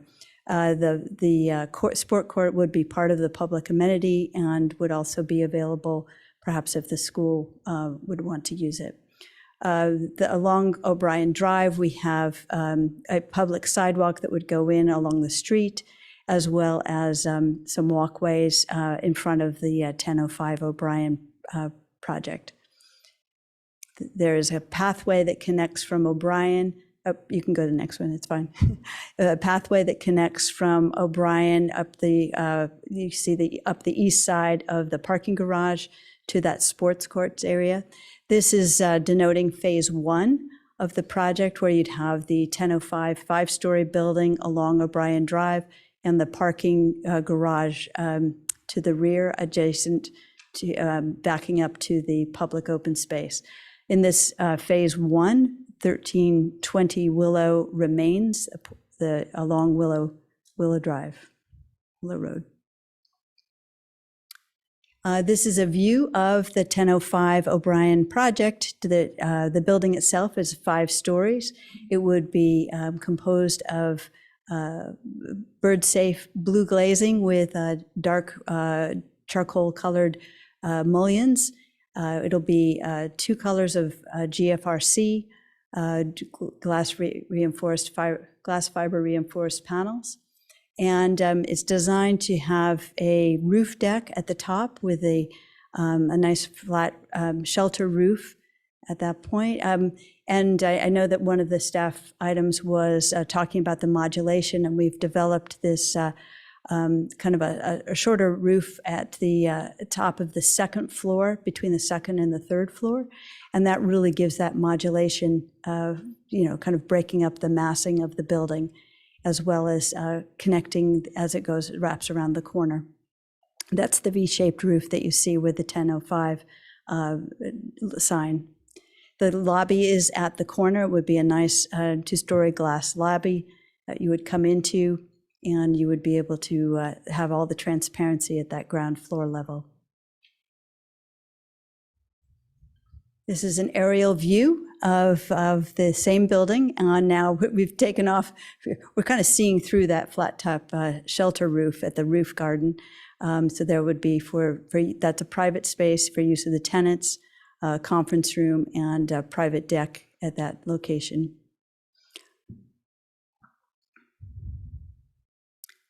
And then when phase 2 comes along, the remainder of 1320 Willow Road is removed, and the 2 stories of additional parking is put on the garage, and we have the 4-story building at 1320 Willow Road would be built. The entry to 1320 is off of Willow Road itself. So we have developed driveways we have 2 driveways off of O'Brien and a single driveway off of Willow, which would be right in and right out. All 3 buildings would be built to an elevation 14.8, I believe, which is 2 feet above base flood elevation. And this is a view from Willow Road of the entry into 1320 Willow, and you can see how inviting it is to have the trees on the left that would bring you in from Willow Road into the publicly accessible open space that would run down the side of 1320 to that sports court in the distance. This building also has the same material finishes as 1005, so they would look like a set of the GFRC panels and the same type of bird-friendly glass. And then this building, 1320, would also have a roof deck for the tenants themselves. And as the Tarletons are always very focused on maximizing the green building design features, for 1005, we will be going for LEED Gold, and on 1320 will be targeted for LEED Silver. They will be purchasing 100% renewable energy from PCE and additional carbon offsets. Both projects, we've set aside some areas for some solar PVs on the available part of the roof, where we also will have roof screens that are enclosing any kind of mechanical for the building itself. We have optimizing windows. You saw a lot of the nice glazed areas to bring in natural daylight and take advantage of the views across the bay and also to the hills on the west. We always do a reduced water use fixtures throughout the buildings and use sustainably sourced materials. We do have natural gas that we are using for heating of the labs, but that would be offset with carbon offsets. We install all LED light fixtures throughout the buildings, both inside and out. And we always are working towards diverting as much construction waste from the landfills. The building materials themselves would be here. There are 2 colors of GFRC, and that's kind of a theme that we're using throughout the business park, of having a lighter color and a darker gray for the GFRC. And these buildings were introducing a wood look metal for accents of trellis areas on the front example of at 1320 along Willow Road. We have the blue tint glass, and we have gray metal panels. The blue tint glass would be bird friendly. And then for the mechanical screens, we are using the corrugated metal for mechanical screens. And lastly, this is a couple of views of the garage, both in its 4-story format and then when the additional 2 stories are added. And for that, we're going to be doing a really nice patterning of with a mesh, colored mesh that would have charcoal and a lighter color mesh on the elevation to screen the views of the cars, along with concrete at the stair cores at the corners. And that concludes my presentation of the 1005-1320 Willow Road project. Thank you for that presentation. Do we have a presentation from the EIR consultant? Thank you.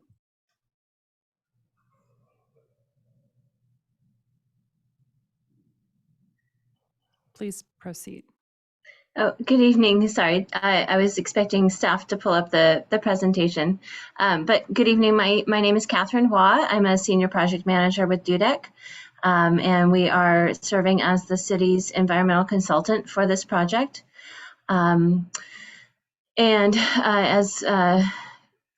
Chris set up, the intent of tonight's meeting is to review the scope of the environmental impact report.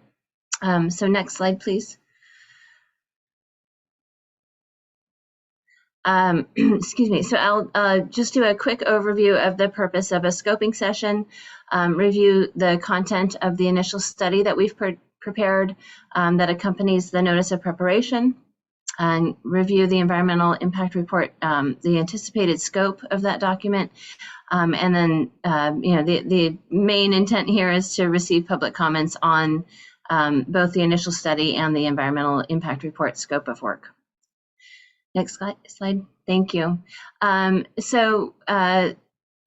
purpose of a scoping session is to understand, what the basic intent of the project is and the key project elements, which we've just heard from the project applicants team, and then again to receive the any comments from the public and other public agencies that may be involved in reviewing the project, particularly with a focus on considering the potential environmental effects of a project, strategies to mitigate those effects by either reducing or avoiding or providing compensation for those potential effects, and also to talk about possible project alternatives that should be evaluated in the environmental impact report that can help further the analysis and discussion of the project's benefits and how and impacts and other options that may avoid or reduce some of those effects. Next slide. So first, I will be going over the initial study. As I said, we prepared a detailed initial study to help us narrow down the focus of the environmental impact report so that we're really just looking at those areas where there are potentially significant effects. And so in the initial study, we took the approach of looking for impacts where compliance with existing regulations and requirements can help to frame the project design in a way that avoids those environmental effects in the first place. And then we also looked at issue areas or environmental issue topic areas where there is a potential that a significant impact could occur, but that standard mitigation measures that the city has relied on for other projects could be shown to reduce those impacts to a less than significant level, so that we don't need to put additional time and effort into evaluating those impacts in a greater level of detail in the EIR. And then that leaves us with the final bucket of environmental topics, which are those that do require that additional level of analysis in the EIR. Next slide. Thank you. So these are the impact categories where we found that the impacts, there would either be no impacts. So for example, in the case of agricultural and forestry resources, there are no such resources on this project site. And so we can pretty clearly conclude that there are no impacts in that category. Whereas a lot of these other ones have what we would consider to be a less than significant impact because we can demonstrate that the project is either compliant with existing city regulations or city, state, federal regulations where applicable that the effects of the project would not rise to a level of significance. And so for most of these resource areas, we found that across the board of the different questions and checklist items that we need to look at in an initial study, that these impacts would be either there would be none or we would have less than significant impacts. But I did want to highlight that we have 2 items on here that will also show up in the EIR, but we've been able to narrow down within that subject area the specific items that we need to look at. So those 2 are air quality and noise. For example, noise, there are no airports or airstrips within close enough proximity to the project site that there would be an exposure to excessive noise levels. And so we're able to streamline preparation of the environmental impact report and therefore streamline the city's process to review and consider that information by eliminating that subtopic, I guess you could say, from further analysis in the EIR. And similarly with air quality, we found that because the project is consistent with the land use and zoning designations for the project site, it is considered to be consistent with the air quality plan for the region. And we also found that there's nothing in this none of the project components that would have a potential to generate odor that is outside of the typical odor generation of this type of land use and zoning designation.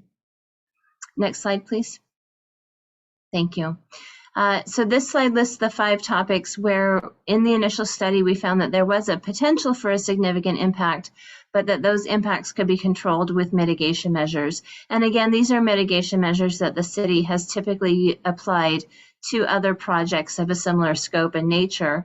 And so that they are mitigation measures that have been vetted through the city's experience. So under the topic of biological resources, this is a common issue when you are demolishing buildings or doing any kind of ground disturbance, is that there's a potential for nesting birds or nesting bats to occur within the project site. And with the protocols that are set forth in the mitigation measures, we know that we can implement these measures in a way that we can do pre-construction or pre-demolition surveys to verify what those conditions are, whether those species are or are not present. And if they are present, the subsequent measures that need to be taken to ensure that they can vacate the property prior to demolition or other disturbance, such that there are no significant impacts to those species. And similar mitigation measures are identified for the other resource topics, which I'd be happy to answer questions for, but in the interest of keeping the presentation brief, I'm going to, just go to the next slide and let you guys ask questions. But the next 2 slides just give us a quick outline of those mitigation measures. So as I mentioned with the biological resources, it's the pre-construction surveys for nesting birds. For the cultural work, or cultural issues, it's a similar approach of identifying protocols that would be followed should any resources be encountered during construction. Next slide, please. And so then we'll see here 3 more of the cultural mitigation measures. They're just very specific as to the types of resources that may be identified. And then under the topic of hazardous materials is a site mitigation plan to ensure that as building demolition occurs and ground disturbance occurs, appropriate protocols are followed to manage any hazardous materials that may be contained within those buildings or deposited within the soils. Next slide.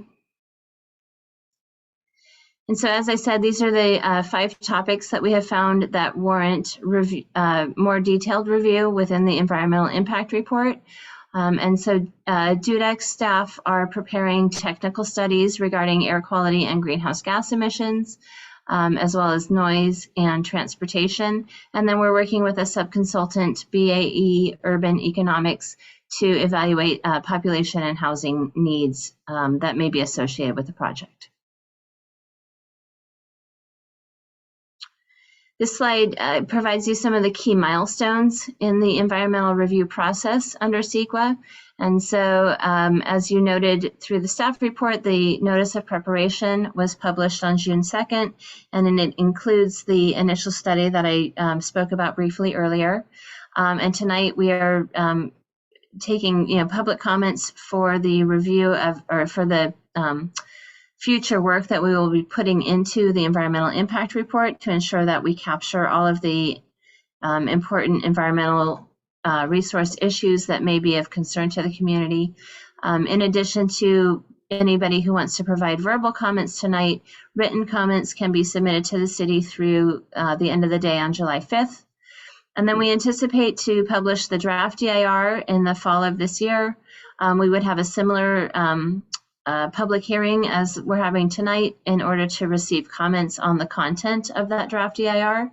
And then finally, we would prepare the final EIR where we provide written responses to all of the comments that are received on the draft EIR and to clarify any of that analysis or elaborate upon any of the issues that are of concern. Thank you. And so finally, just a reminder that public comments can be submitted. And I realized earlier, I think it was mentioned that comments are accepted until 5:30 p.m. as opposed to 5 o'clock sharp, as I've noted on this slide. But this provides folks with the address, both mail and email addresses to submit those comments. And that is concludes my presentation. As I said, I wanted to keep it brief, but I'm happy to answer any questions that folks might have. Thank you so much for that presentation. Does staff have anything else to add? Otherwise, we're going to bring it back here for clarifying questions. I do not have anything else, but I'm happy to answer questions. Okay.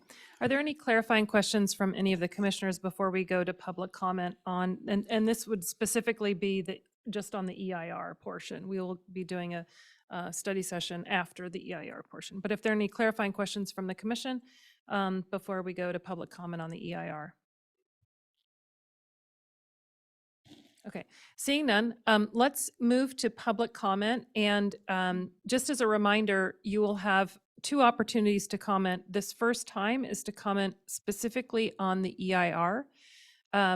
So if you have comments to the public, if you have comments on the EIR, please raise your hand now. And if you have general comments about the project, we will have another opportunity for those comments after we complete the EIR study session. Thank you, Chair. Thank you, Chair Harris. At this time, I don't see any hands raised, but as a reminder to members of the public, if you're in person and you'd like to speak on this item, please feel free to fill out a comment card and send it over to me, and we can have you speak here in person at the council chambers. Otherwise, those on Zoom, you can press your hand icon on your Zoom interface, and we can have you get the opportunity to speak. Or if you're by phone, you can press *9. We can wait a moment if you'd like. Chair Harris, I still see no hands.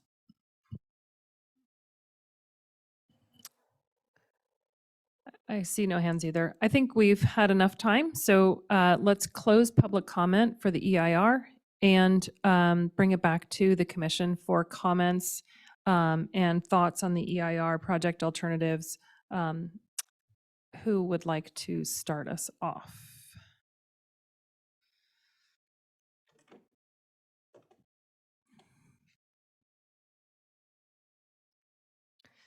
Okay, while the other commissioners are thinking about their ideas and questions, I have a couple of, I'll just start with one of my own. So for studying the air quality, this is a question for the EIR consultant. Miss, how do you pronounce your last name? Wah. Miss Wah. So when studying air quality, does that take into account the diesel generators in the event that they could be on for multiple days if we have an outage? So yes, as part of the air quality analysis, we will be conducting a health risk assessment, and that is where you find the most weight put upon the use of diesel generators. And I will make a note to check with our air quality modelers in terms of what assumptions they're going to be using in terms of the amount of time that a diesel generator is operating. We often will look at them simply as an emergency situation. And in the past, in my experience, we haven't looked at that as needing to be run for multiple days. But you make a good point that, conditions are changing and sometimes that is necessary. So I will have to get back to you. I don't have a firm answer on that, but I will make a note to make sure that we think about that as we're getting into that modeling. Thank you so much. My concern is that there are residential neighborhoods around, very close around. So I want to just ensure that we know what we're getting into with the diesel generators. Let's see. So for population and housing, I understand that you are not going to be the lead agency for this, but in the past, we've calculated based on different percentages of what we would expect to be residing in Menlo Park based on this new development. Is that the same? And what are those percentages? Do you mean the percentage of employees at this property that may reside within the city? Or yes, yes. Okay. So again, as you recognize, I don't know the answer off the top of my head. But again, I'm adding that to my notes. And I know that, our subconsultant, BAE Urban Economics, has worked in the region on multiple projects. And so they have that data at their fingertips in terms of looking at the types of jobs, the income ranges, and existing levels of employment, unemployment, and all of those other factors that help them to develop those assumptions. Okay, thank you. And one more question. There's been a lot of discussion, and I'm sure there will be more discussion tonight about BSL levels. And my understanding is that EIR cannot take a look at that, given that we don't know yet who will be leasing and which companies will be in those properties. But I just wanted to clarify that is the case. That the EIR cannot study the effects of different BSL levels. And I'm sorry, I have to admit, I don't know what you mean by BSL levels. Okay. The biological safety. Yes, thank you.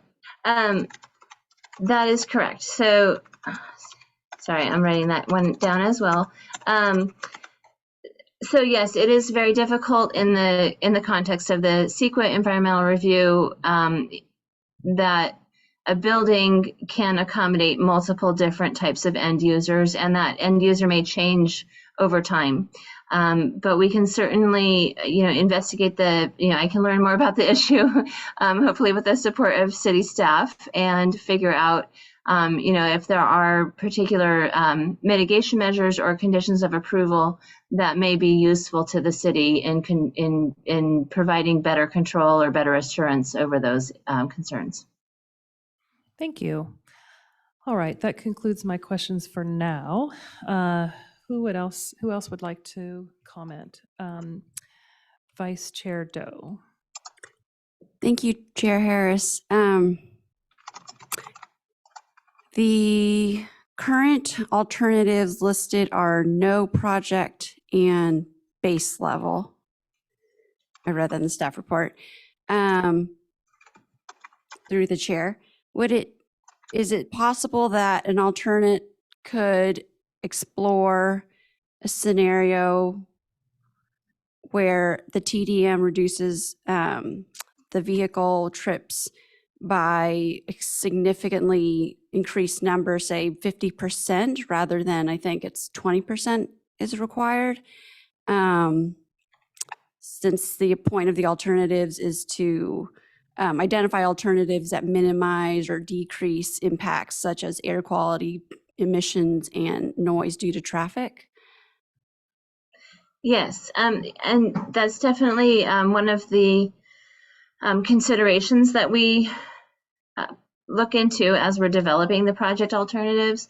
It's important to know that CEQA requires that the greatest focus of the alternatives analysis is first to identify what the significant impacts of the project are, and then design the alternatives in a way that would reduce those particular impacts. So until we've done the modeling analysis to identify what the air quality, greenhouse gas, noise, and transportation impacts are, it's hard to say, what's the right percentage to look at for a TDM plan to avoid those impacts.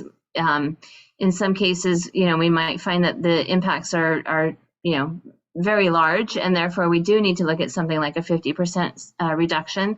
But in other cases, we might find that those impacts either don't occur when we have the 20% level TDM, or maybe they occur, but we don't need quite to go to 50%. We need to go more like to 25%. And so it's not something that we can set today without having completed the modeling analysis to understand what those impacts are. Because CEQA requires that that the city is limited to looking at alternatives that would substantially reduce a significant impact, whereas when there's an impact that's not significant, that there's a little bit more of a limitation on how broad we can design those alternatives. Oh, okay, got it. So I think I understand that the analysis has to come first. I guess I was jumping to the conclusion because those air quality and emissions and transportation noise do seem to tend to be the more impactful consequences of development. That's it for now. Thank you. Thank you, Vice Chair Doe. Commissioner Riggs. Yes, thank you. Wondered if I could follow up on the previous question. Given that this is a scoping meeting, regardless of what the actual impacts turn out to be or the estimated impacts turn out to be during the next few months of examination of this project, can we not, as a commission, ask that there be a 50% TDM version as one of the alternates? Well, so as I was mentioning, the focus under CEQA is that the alternatives need to be something that can be shown to reduce something that has been identified as a significant impact. And so there are some limitations as to what the city can require as a project alternative in the EIR setting. There are cases though where we do look at alternatives that maybe go a bit beyond what the fine letter of the law requires under CEQA, and it's also we look at these things in a more comprehensive nature as opposed to just focusing in on one particular issue, but trying to look at the project comprehensively, because sometimes there are ways that reducing an impact in one issue category can also help to reduce impacts in another issue. And so typically our approach is that during a scoping session, we take all of the input and suggestions and keep those all in the front of our mind as we're going through the impact analysis and developing mitigation measures to ensure that we develop alternatives that are feasible to implement, as well as meet city and regional objectives, and as well as achieve that goal under CEQA of reducing the impacts that have been identified. Well, pursuing that logic, I can tell you that it would be helpful to the commission, and I believe to City Council, to know what comparative effect it would have on, for example, greenhouse gas emissions if we went to 50% diversion rather than 20 or 25% diversion. That would not only be informative on this project, but on future projects. For example, this prompt might not be necessary on the next project because we will already have established a baseline through this project. Does that make sense?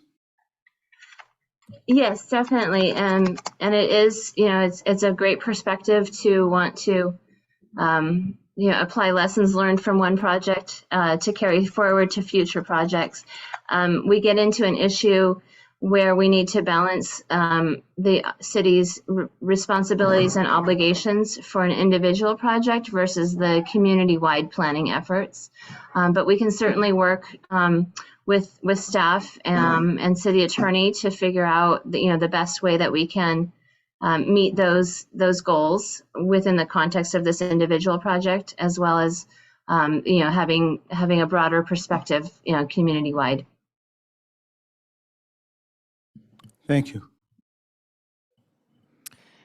just to, again, piggyback with the rest of the folks who have spoken about this, I think as a commission, we've been disappointed in EIRs that do not show us a larger reduction in TDM. So to the extent that you can figure out a way to have this 50% diversion studied, I think that is going to be the best thing for this project and for this EIR plan.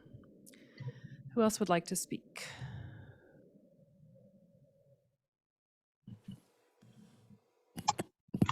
Commissioner Barnes. So good evening, Ms. Waugh. I want to say that I thought that your presentation slides were excellent and very clear, and I appreciate your responses. I found them to be very clear as well. I appreciate that. Question as it relates to the phasing in of electric vehicles and the emissions of greenhouse gases in vehicles and how that's calculated. To what extent is that phasing in of different types of electric vehicles figured into the calculation of what is or is not greenhouse gas emissions? Sure. So we typically look to statewide and local regulations, and often you'll see a firm target or required percentage of the vehicle fleet that must be electric by a certain point in time in years, and so those are the data points that we will build into the modeling, or sometimes the modeling programs already have those built in. And the intent here is that we don't want to engage, well, CEQA precludes us from engaging in speculation. So even though it may be a community ideal to achieve greater than what the state mandate is, we don't want to assume that for the purposes of modeling, because we might be painting a more rosy picture than what the city can really rely upon. And so that is, in the short answer would be is, we look at what the actual regulations are on the ground, whether it's at the state level or if there's something specific in local or regional regulations, which typically don't rise to that level of mandating, certain percentages of EVs, electric vehicles, excuse me. And that's what we use to build that modeling based on.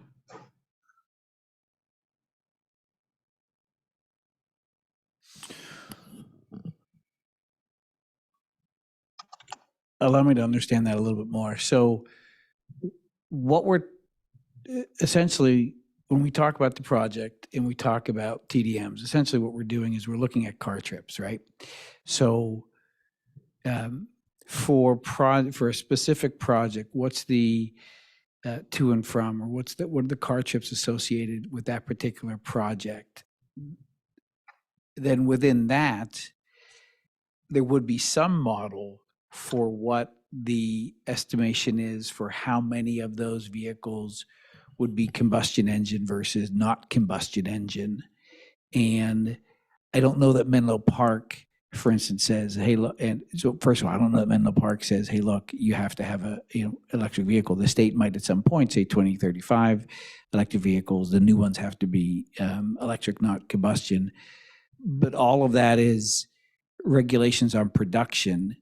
It's not regulation as to how many need to be driven at any given time. So just so I understand what you're saying, is there a model that makes an assumption about the adoption of how many electric vehicles are coming in and out based on adoption, or is that considered speculation as well? And I'm trying to figure out how it is that a change in emissions from vehicles gets calculated or not calculated into the formula. Sure. And again, this is, not, I'm not one of the people that does the air quality modeling, so I don't have all of the lingo at my fingertips. My understanding is, that the main controlling regulation is from the state, because the cities and counties and other regional bodies don't really have the power to regulate automobile manufacture and sales. And you're right that it is really more of the manufacturer end is where the state can regulate, because the state can't mandate to me personally which kind of vehicle I buy. And multiply that times every citizen of your city. But there are models and data that tracks how quickly the fleet is turning over and how quickly old cars are being retired and new cars are being purchased, whether those are new combustion engines that meet higher efficiency requirements under state and federal law, or whether they are combustion engines being replaced by electric vehicles or even hybrids, all of these different types of models that are available. So there's all of this data that shows, how that trajectory has been going over the last set number of years. And then there is inputs for those air quality modeling programs that is developed based on looking at the trajectory and putting a reasonable projection on how that's going to continue in the future. And those are the sources of data that feed into the air quality modeling.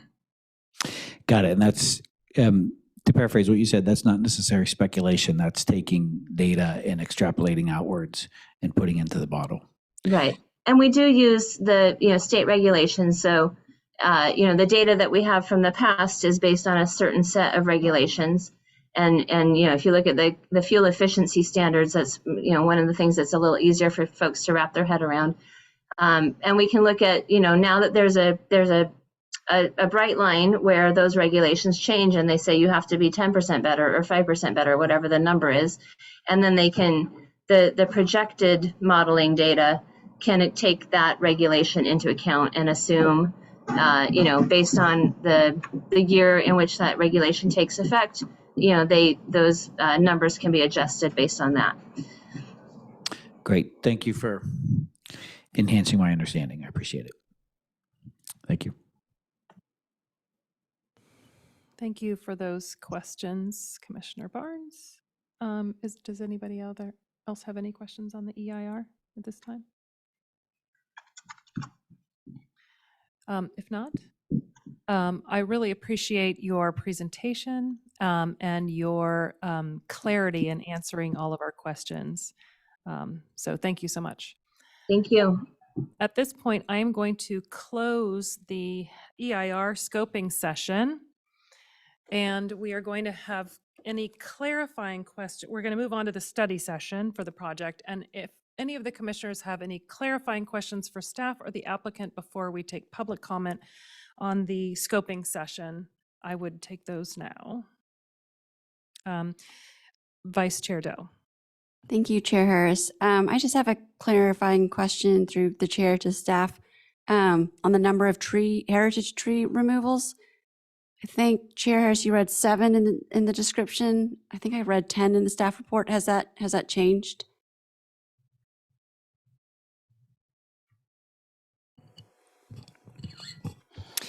I need to refresh my memory a little bit. I think one of the clerical errors comes from adjustment of the property lines. I think one of the trees moves to the other property line. The applicant may want to confirm, but I do believe there are a total of 12 trees, street trees and on-site trees, and 7 are being removed, if I remember correctly.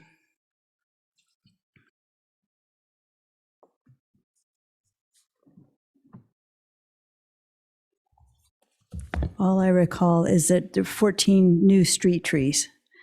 That was the number that I recall, but I don't recall the number of heritage removed.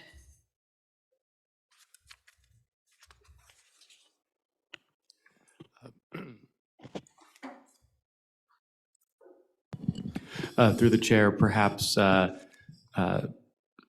Turner and I can look through the project plans. If the commission doesn't have any other clarifying questions, we could open public comment and we can take that time to clarify the heritage tree removal, or perhaps Ms. Waugh, who just came on, may have that from the initial study. Thank you. Yes, I was going to say in the initial study, which I believe is based on the site plans from February of this year. So something might have changed, but we said that there were 7 trees under phase 1 that are heritage trees that would be removed.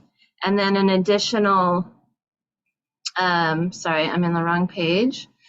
An additional 2 heritage trees would be removed under phase 2. So that would be 9 heritage trees in total. Okay. And then a couple of other non-heritage trees. Thanks. Thank you for those clarifications. Any other clarifying questions? Seeing none, let's move to public comment. So now the public will have an opportunity to make general questions about this project prior to coming back to the dais where our commissioners will discuss it. So if there are any hands up at this time. Thank you. Excuse me. Thank you, Chair Harris. At this time, I do see a hand raised, and just a reminder to all members of the public, if you'd like to speak, this is an opportunity to raise your hand on the Zoom interface, or perhaps press *9 if you're calling by phone, and in person again, you can provide me with a comment card. I'll go ahead and introduce the first public commenter, and we can begin public comment. Our first commenter is named John McKenna. I'm going to allow you to speak at this time, and you'll have 3 minutes. Thank you. Yes, thank you. Can you hear me? Yes, we can. Okay, great.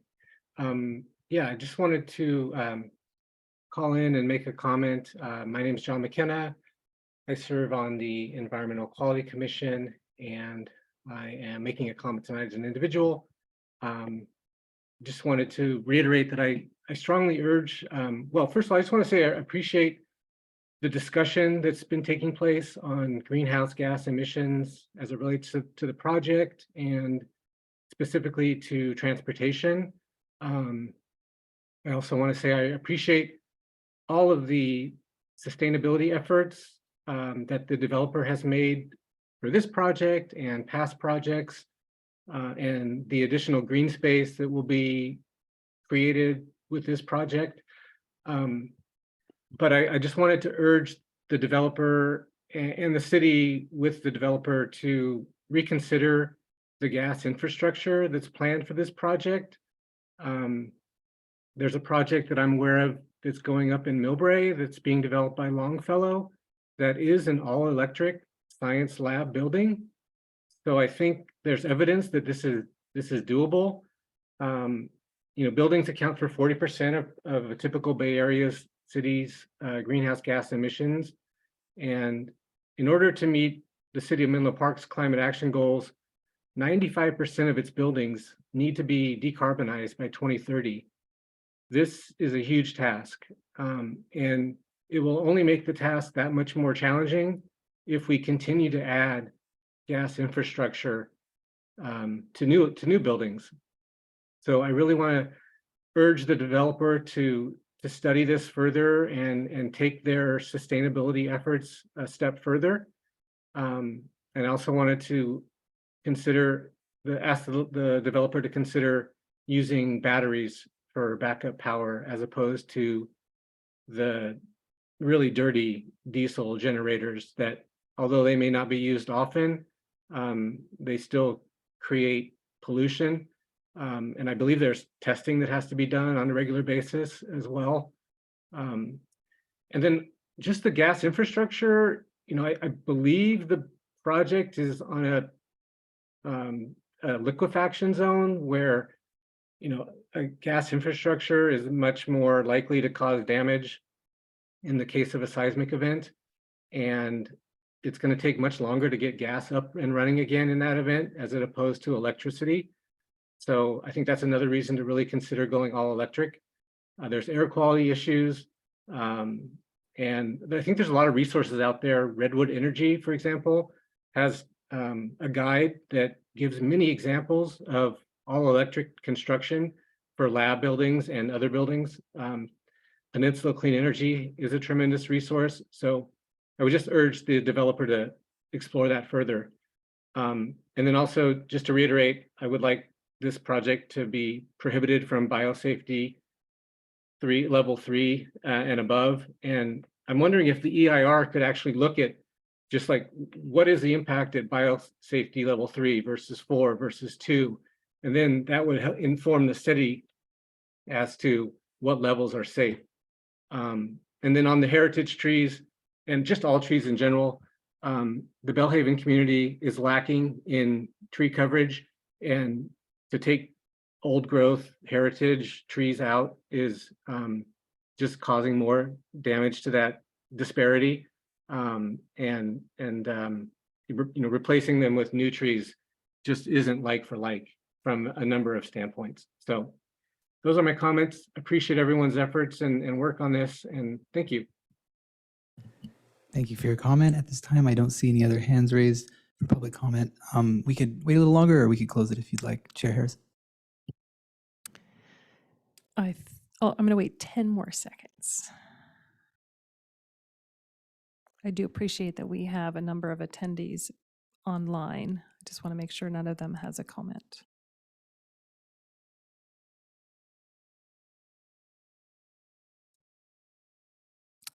Okay, I think we've given adequate time, so I'm going to close public comment and bring this project back to the dais.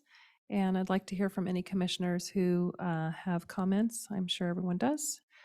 Who would like to start us off?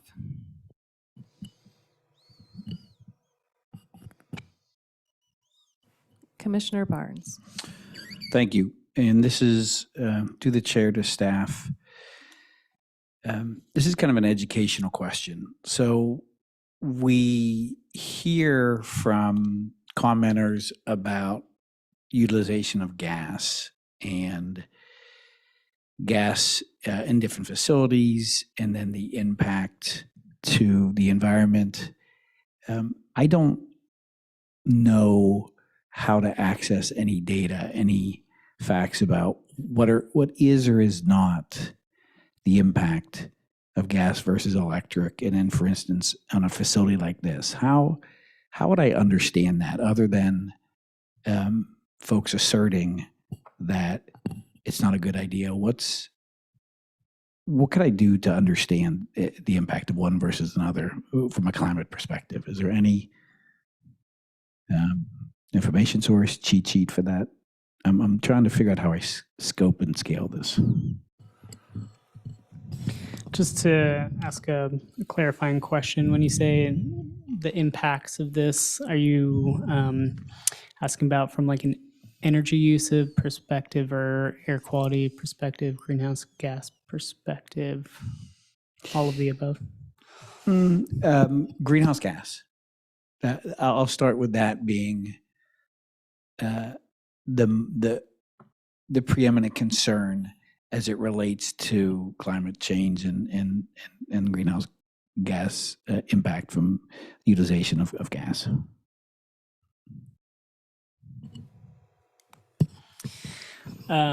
So the EIR will study that. For this project in particular, it'll give us a good sense of, if the, first of all, the utilization of greenhouse gases needs to be approved administratively through at the building permit stage. So there is an additional review process that needs to happen before that is actually approved. But the EIR will look at the greenhouse gas emissions based on an assumed approval of the natural gas usage for those lab spaces. So that'll give a detailed understanding for this project in particular. As far as a citywide or an area-wide, I know we've done a lot of, our sustainability division has done a lot of research in development of the climate action plan and development of REACH codes every time the code cycle comes up. So they'd be a good resource. We could check in with them to see if they have any data on like a citywide or Bayfront-wide kind of scope of what the impact of natural gas usage is.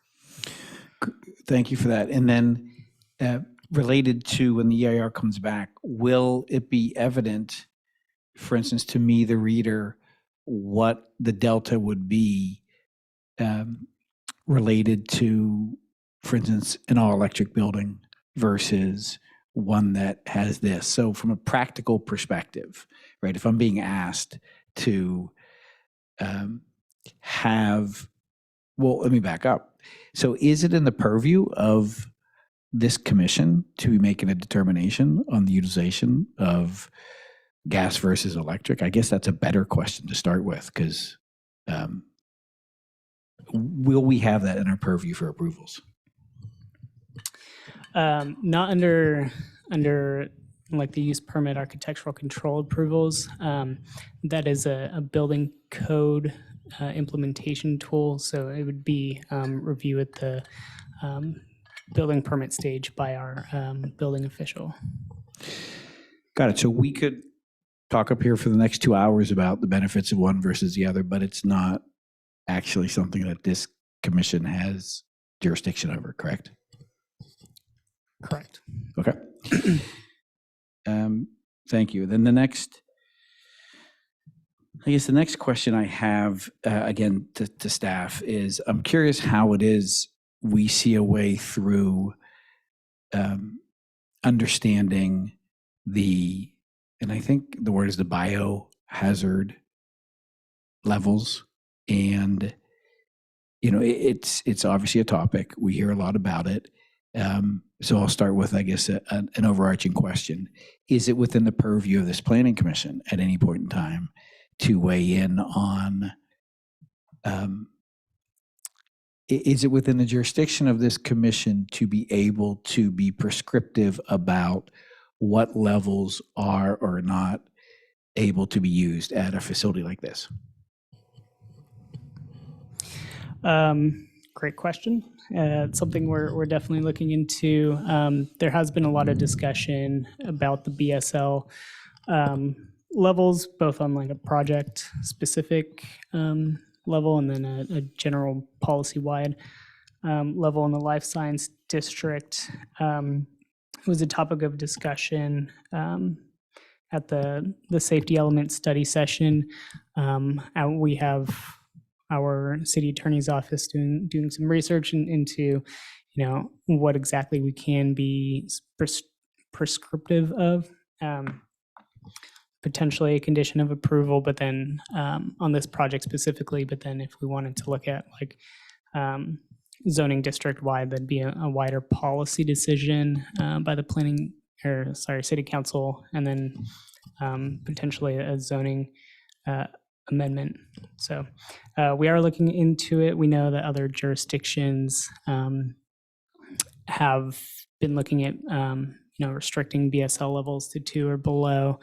I believe San Carlos had that discussion coming up very soon. So we're hoping to do some research into that and those impacts that we can follow up on and provide more detail on as the project moves along. I do know that the applicant has more knowledge about this and has somebody who could explain it a little bit better here. So if the question is posed to them, you might get a better answer.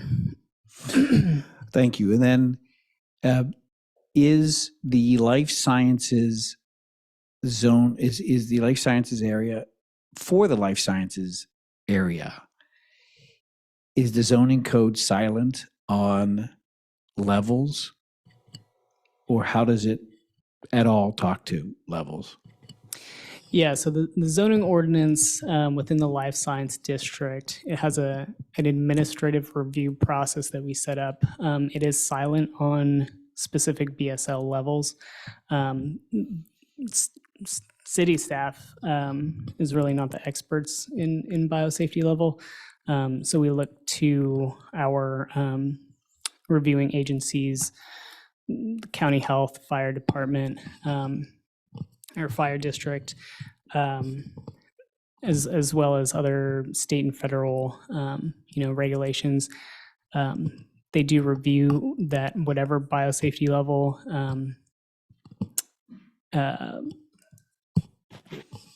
is being proposed, that the project is being designed or, safety measures are being taken in accordance with, applicable state and local federal regulations.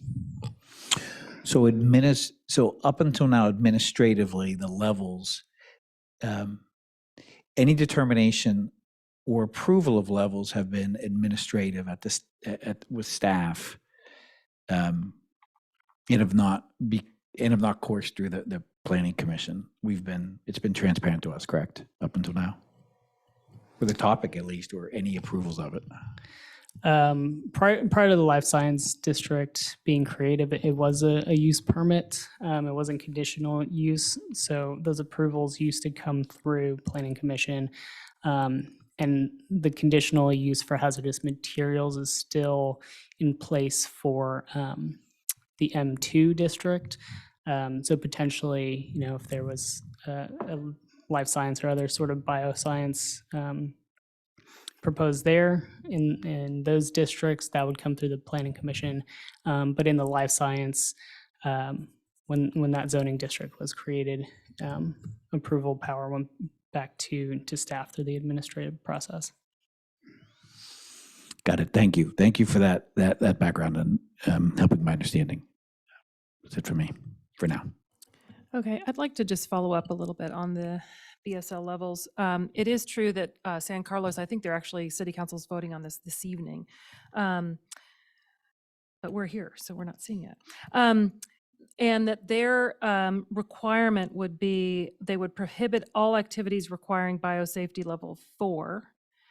And they would allow activities requiring BSL 3 containment with a conditional use permit. So they would not allow it except with a conditional use permit. That, I think, is what's being voted on tonight with the City Council. And it's my understanding that San Carlos may be the first, at least in San Mateo County and maybe in the Bay Area, that has gotten even this far. I think it's something that's come up recently. We are an area of known for great innovations, and I'm not interested in killing that. However, we also must be respondent to our residents' safety, and we are in a liquefaction zone. We got the potential for earthquake. We've got a number of potentials, and we have residents. So, my understanding from one of the other meetings we had, I think this was a legal. I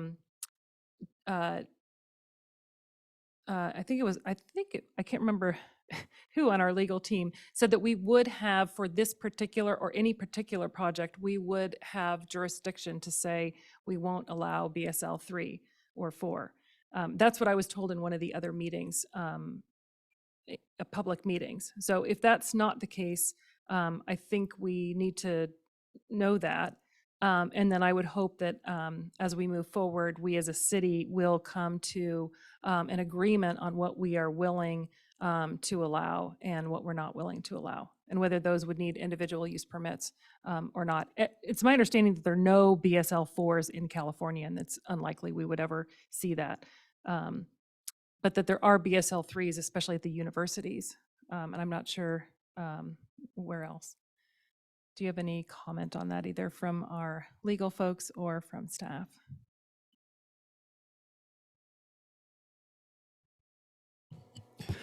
So through the chair, maybe I'll start here. So I think to answer the question on project by project, we are confirming that with our city attorney's office. There is that possibility on a project by project basis through the use permit that the Planning Commission may have the ability to condition a project, as Mr. Turner mentioned, to limit certain biosafety levels.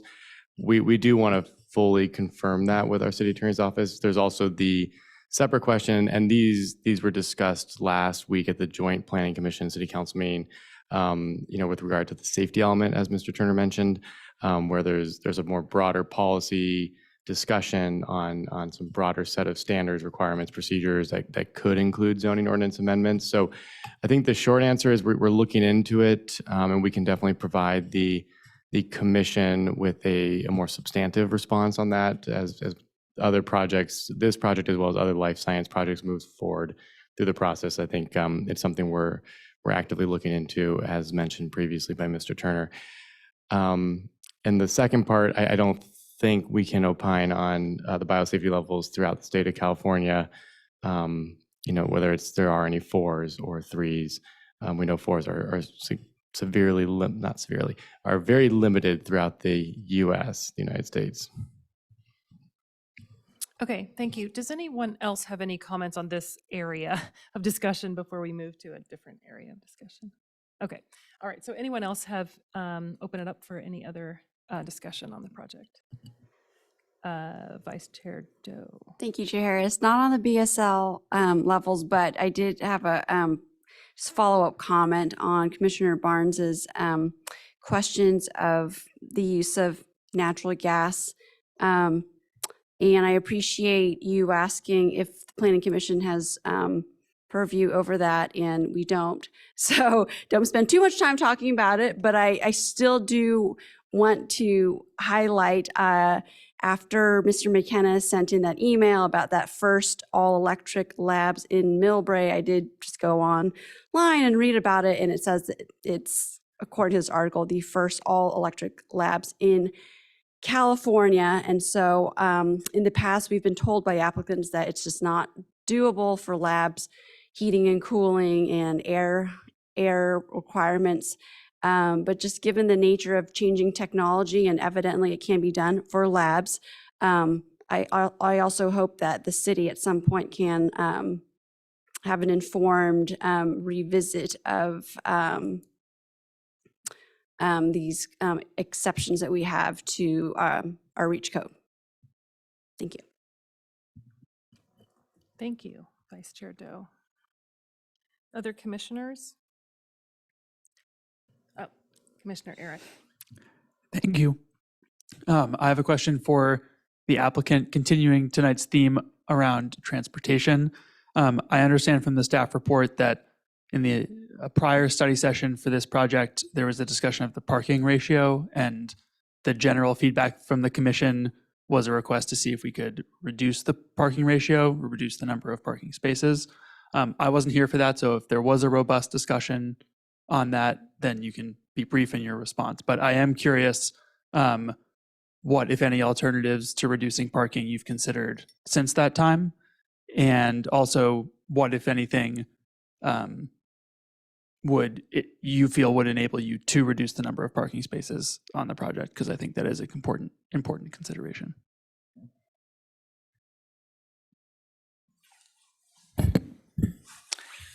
Good evening, Chair Harris, Planning Commissioners. My name is Ron Kriedemeyer. I'm the Chief Operating Officer for Tarleton Properties.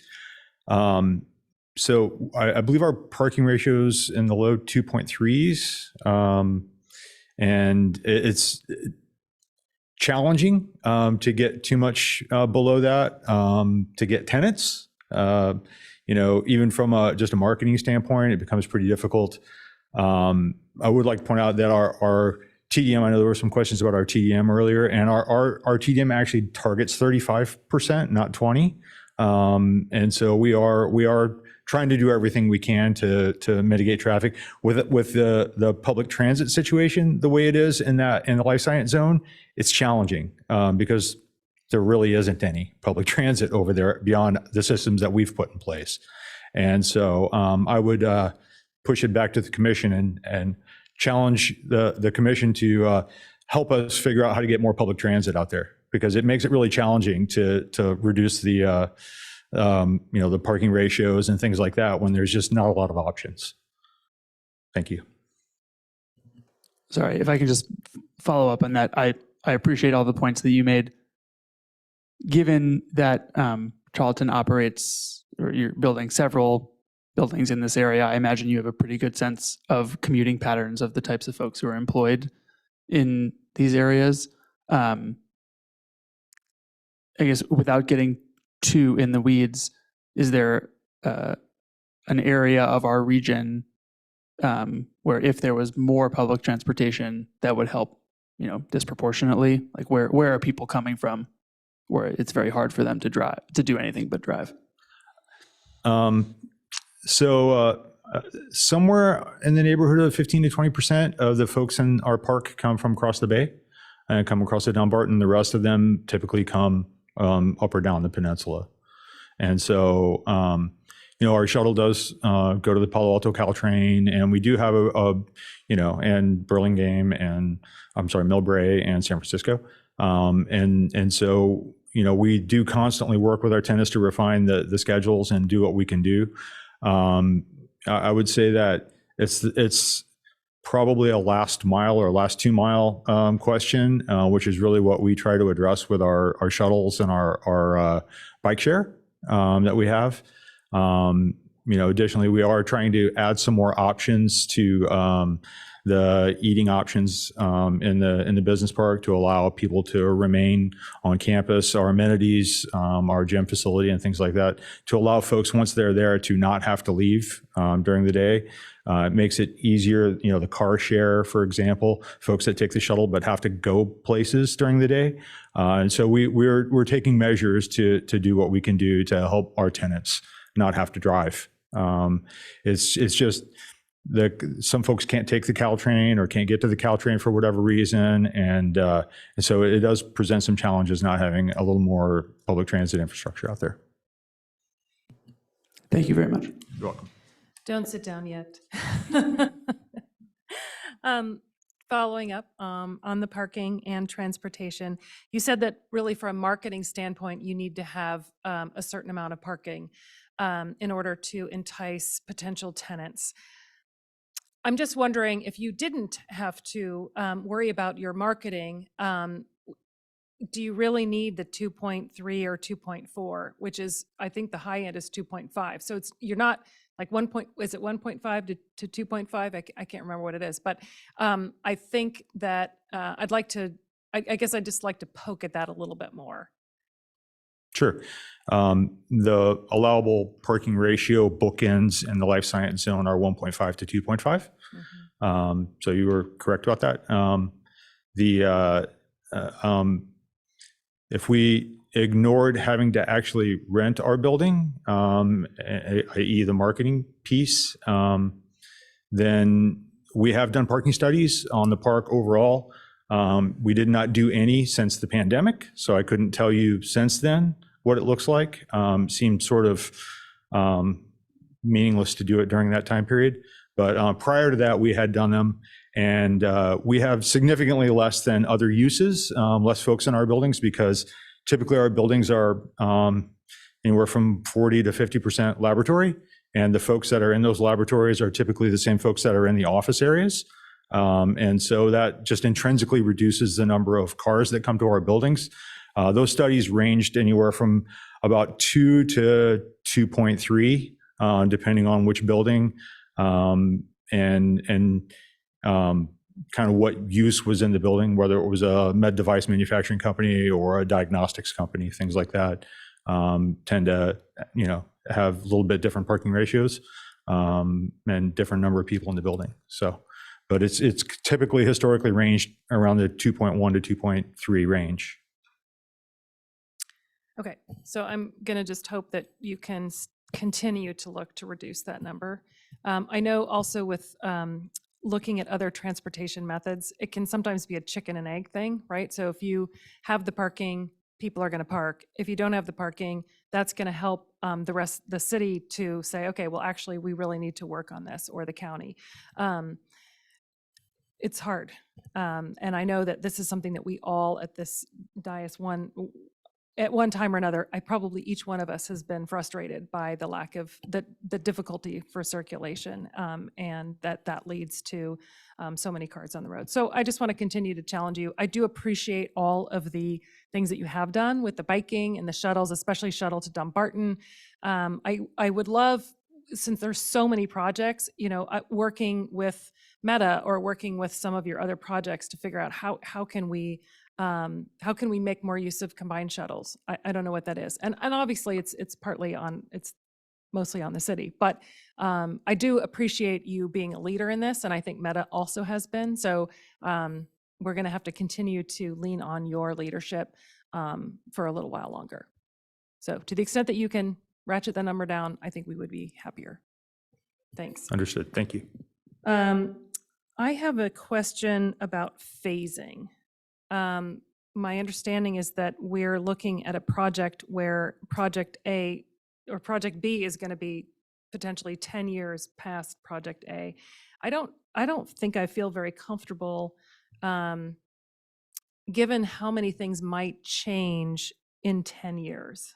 The need for parking, the need for transportation, BSL levels. I don't know what they might be, but 10 years seems like a pretty long time.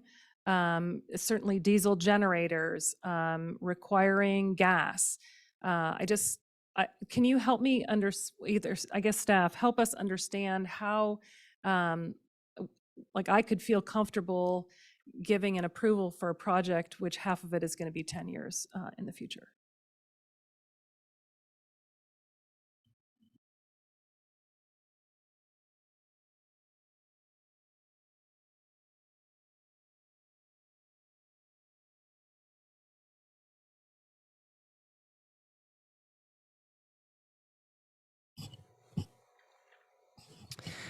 So that's a good question.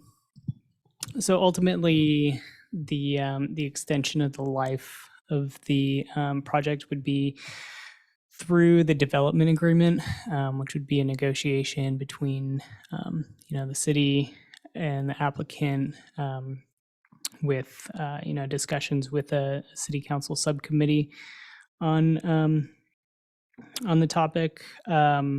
It would come back through Planning Commission as a recommendation on the terms. As far as how do you feel comfortable, making that recommendation to City Council? I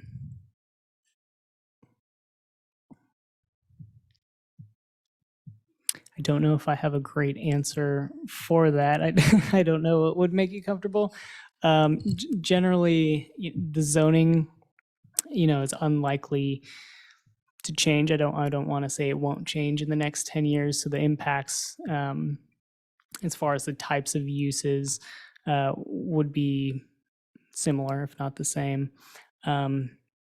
So if the project wasn't extended through the 10 years, we just get building 1 done. Applicant would have to come through the same process for building 2, with substantially, most likely the same uses. I don't know if that answers your question or not. Yeah, I guess if they're going to have to come back and we're going to look at all of these things again, then I would be more comfortable. I think I'd be fine doing the EIR for both phases. And then I guess a comment on just staff report.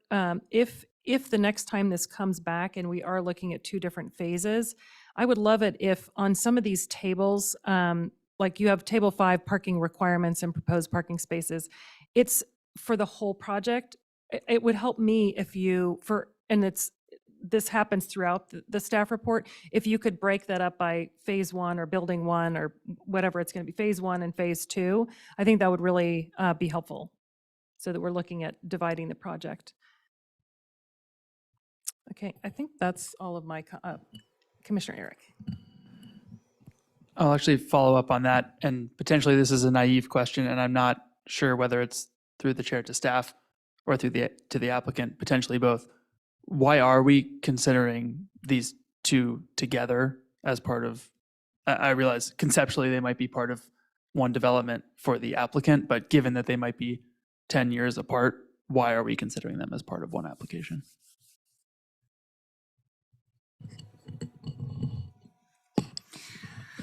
I might tag team this with the applicant as well. They are related in terms of the land required for the project. The parcels need to be there needs to be lot line adjustments that requires demolition of part of one building. and then like construction of the parking structure behind phase one. I know there are existing tenant leases in 1320 Willow that the applicant is, can correct me if I'm wrong, is working on trying to relocate them for the phases to happen, right after the other. In the event that they are unable to do that, that existing lease agreement is what pushes out the second building. But part of phase one would be, tied into that property as well with demolition of part of the building and then the land required to build the parking structure. Okay, thank you. Does the applicant have anything to add to that as far as, I can imagine that things are tied in a certain way and achieving certainty is useful, but it would be useful to me to understand the details of that if there are any. Largely, what Mr. Turner said is correct. The project does span all of those parcels.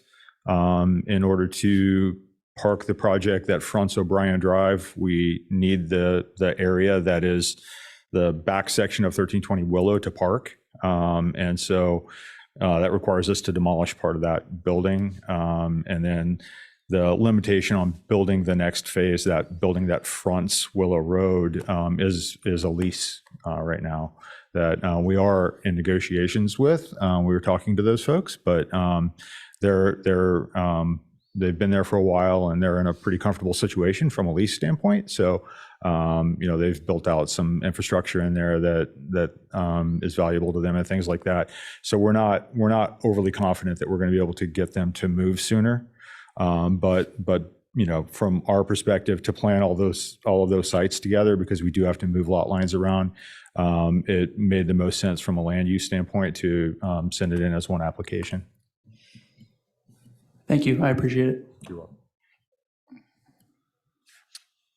Commissioner Riggs. Yes, thank you. Just briefly, by the way, I will echo the concern. I was a little surprised at 10 years. So I think we might talk about that further in the future. I had at this point, I'd like to talk about building design as long as we're in a study session. Starting with just some basics. We saw an image of a 2-story parking garage and a 3-story parking garage. Are you, through the chair, I'll ask the applicant, are you actually considering building a 2-story and then coming back and adding a story? Commissioner Riggs, yes, it was actually, it looks like 2 going to 3, but it's actually 4 going to 6.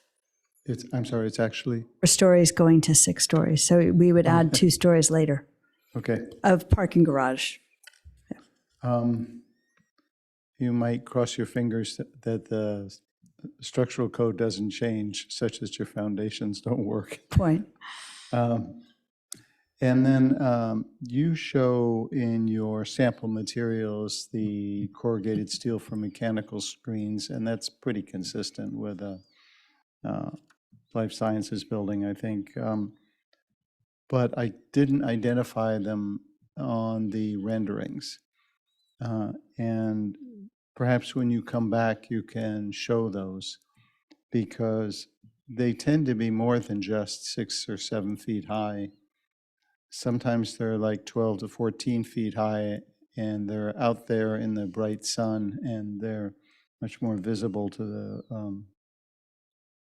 those who are passing by than you might think. Then I wanted to just prompt you about the roof deck on 1005, that you're considering wind control. We actually had some of this discussion a couple of hours ago regarding Willow Village.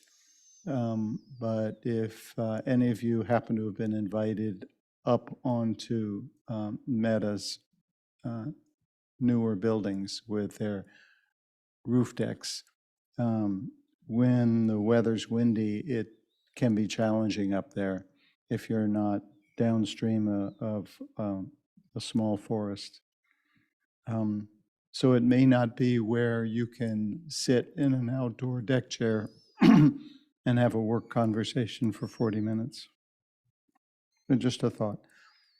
And then one of the renderings shows a view across Willow Road with some rather dramatically sized trees, like a little forest. Are those trees already there?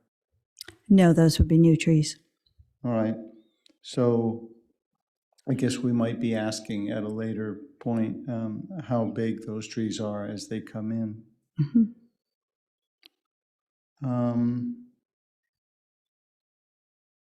And then we've really seen just one building tonight, is that correct? Actually, we showed the renderings of 1005 was the 5-story building, and then we showed the renderings of the 1320 Willow. That's where you were talking about the trees. All right, and so they're similarly to two color tones of GFRC? Yes. Okay.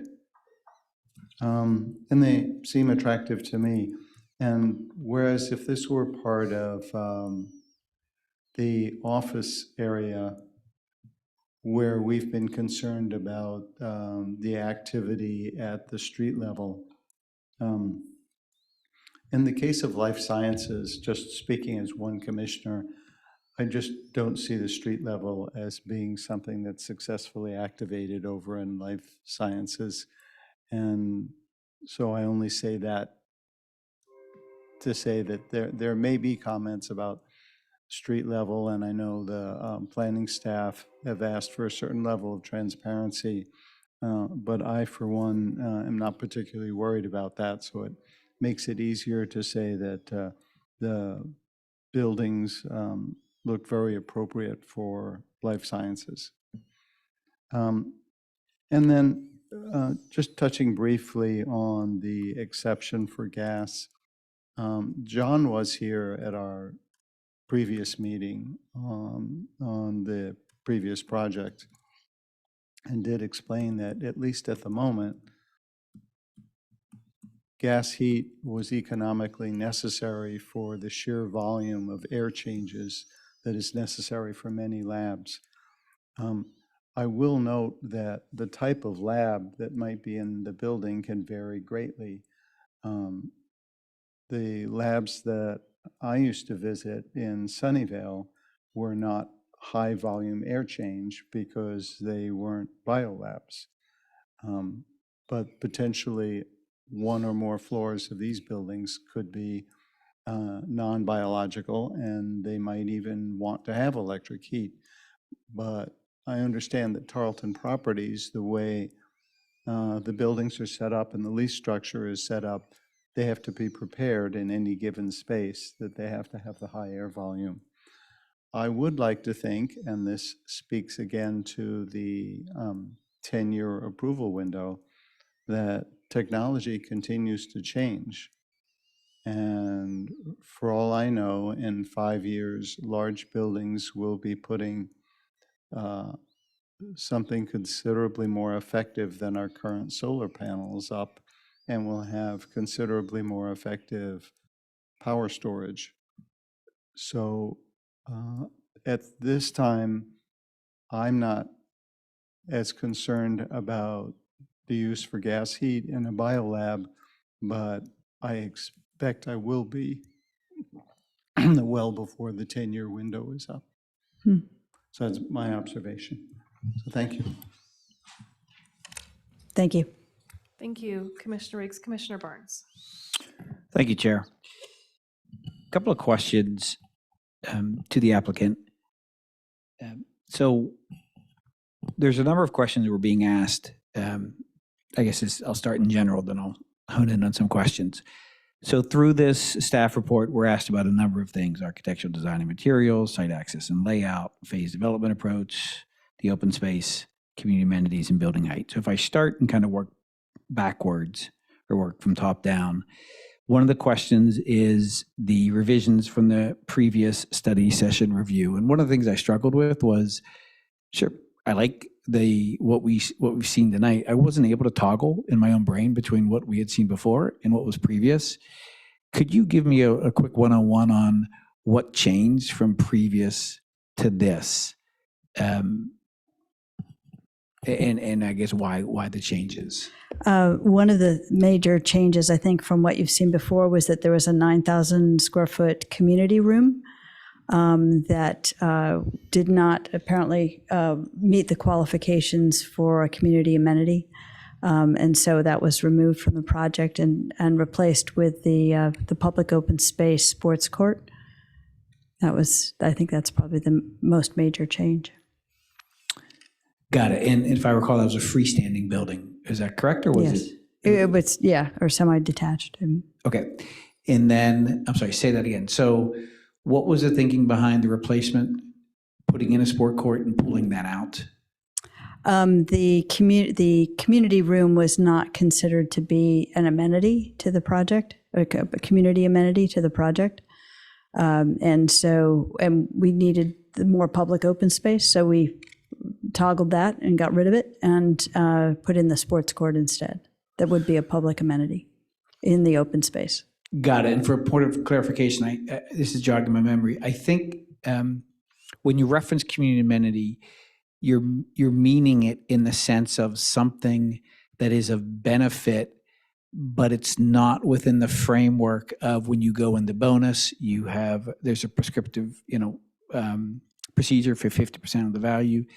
That the commercial space, I think it was the 10% additional commercial space. That makes more sense. Okay, so it wasn't for that reason. It was being recognized as that. So this is a flip to another utilization of that area. Yes. And as we understand it, community amenity, capital C, capital A, is a different thing because that involves the in lieu fee. That involves a separate discussion. You are correct. Got it. Okay. Sorry, it's late at night and I. Thank you. Yeah. Thank you. And what is the approximate size of that sport court? What is the approximate size? It's like a full-size basketball court. Okay. Thank you. Okay, thank you for that. I may have something more, but let me just go through my points, and if I call you back up again. Okay, thank you. That. Great. So now I understand what the difference was from before and now. Thank you for that. The proposed color materials, I think, are appropriate for the area, so I think that works well.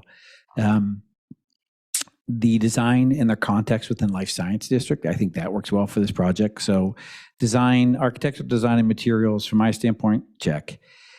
Site access and layout, I think it's straightforward. I think based on the parcel and the putting of two buildings on there, I think that works. I do like the concept of the, in a sense, stackable parking. You start with X garage.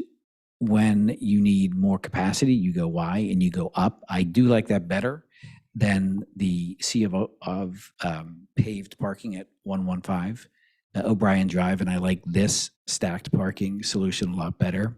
And I think it's a good use, and I think the fact that you can go up on it, I think is welcome. Both is a welcome construction method. Publicly accessible open space, we talked about that. Actually, we didn't talk about that. We'll talk about that now. And in the area that's behind, I think that this parcel doesn't really have a lot of great options for that. I think that you're kind of snaking behind the buildings to get to it. Is it technically publicly accessible? Yes. Is it publicly inviting? I don't think so. But I don't know how to solve for that. I think the proposed location is as a default for this parcel where it goes, although I'm not excited about it. The furnishings and the accessibility from the public rights of way, you can get there, but you got to know that it's there and why you would go back there, and that there's a sport court. And frankly, the tenants, I think, are going to be using the sport courts certainly more during the day. But my hope would be that any of the surrounding schools would find the option or the availability to use that. So for that reason, for this site, the open space works, not optimal, but works. So I'll check that box.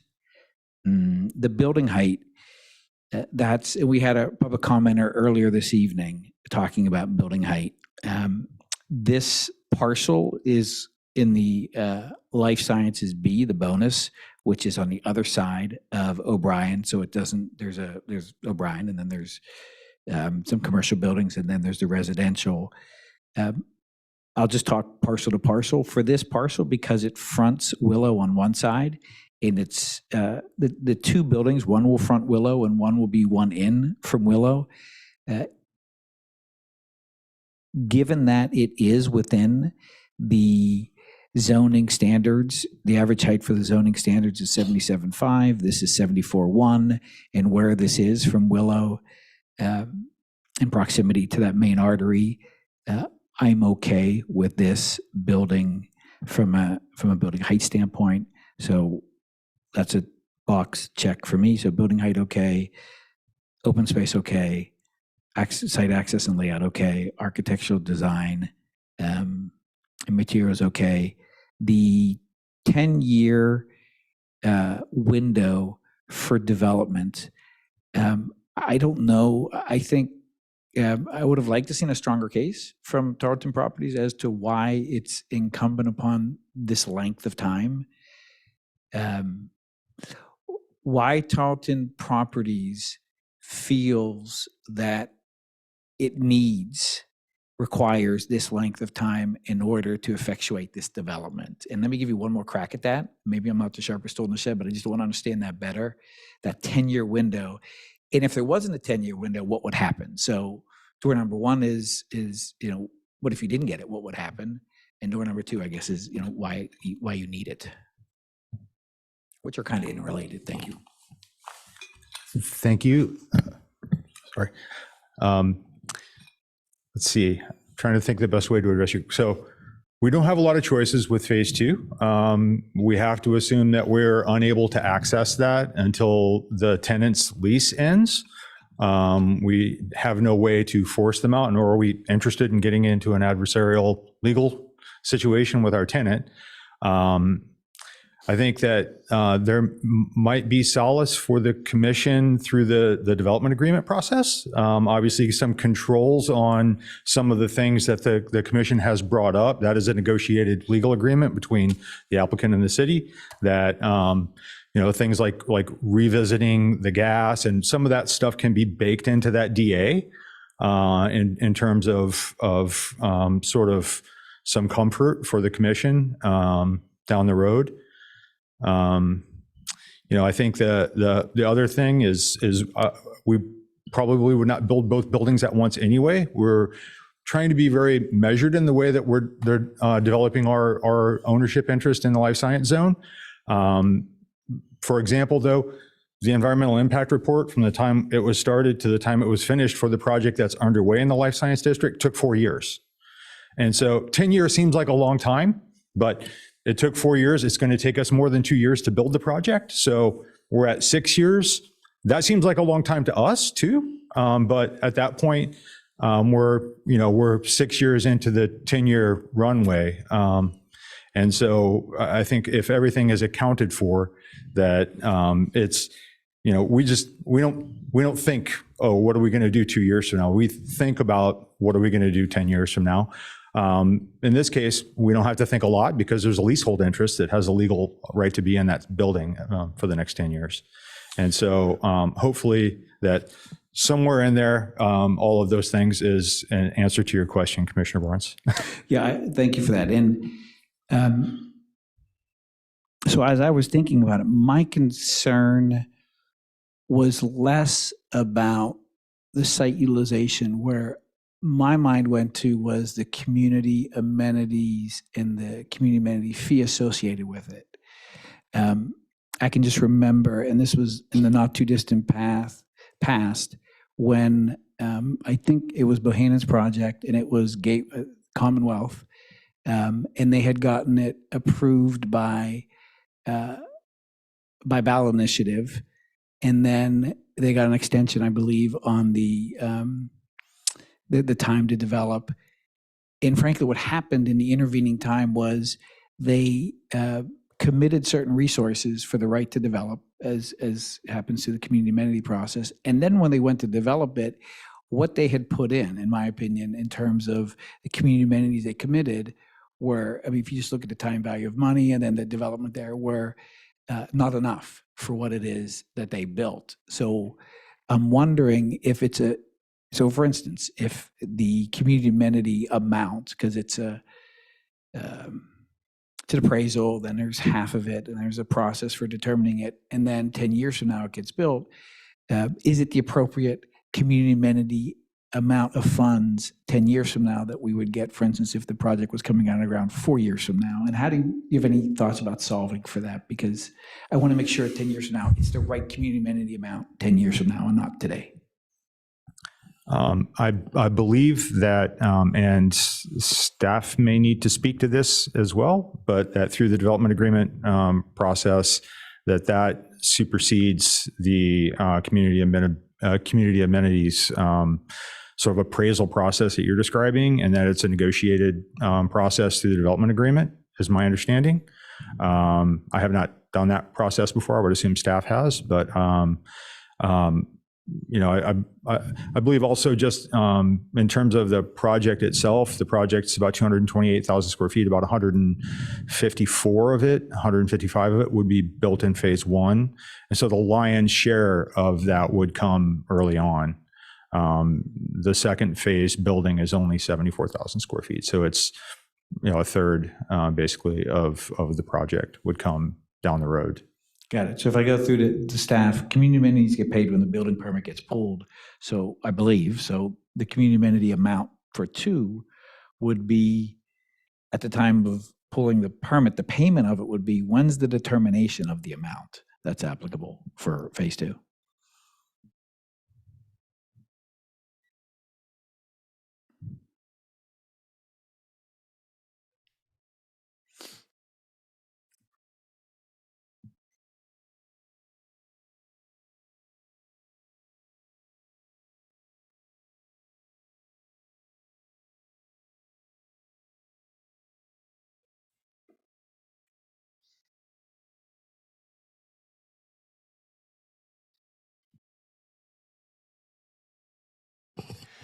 All right, thank you for giving us the opportunity here to confer. So if I may, so the development agreement process, it is a negotiated process between an applicant and the city.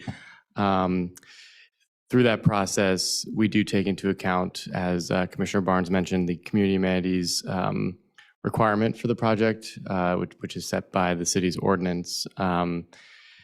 And that kind of sets a numeric value. But through the development agreement process, timing, potential modifications to the negotiated value, whether it's additional on-site or off-site public benefits, we'll call them public benefits for this sake, than community amenities, because there is a distinction through the development agreement that can memorialize the required community amenities from the zoning, and then can incorporate other additional negotiated items in exchange for vested rights for the developer or applicant, and potential elongation of timelines for those vested rights.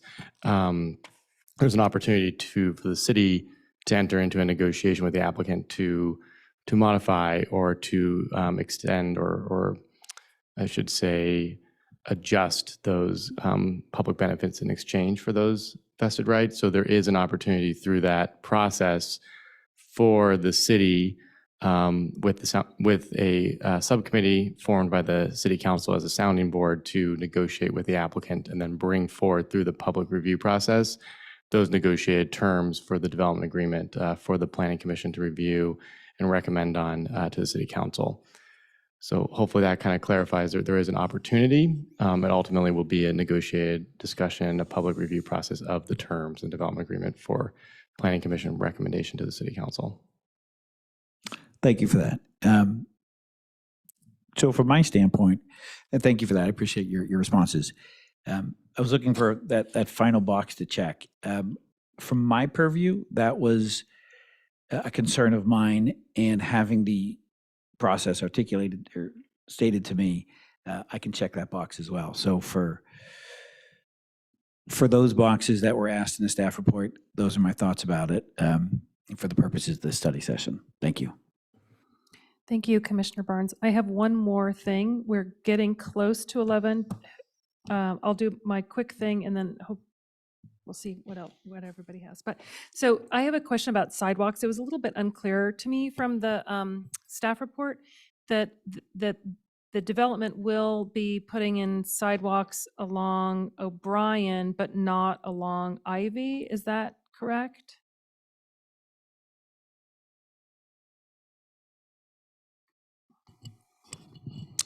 Along Willow Road. The project isn't on Ivy. So yeah, there would be frontage improvements along O'Brien.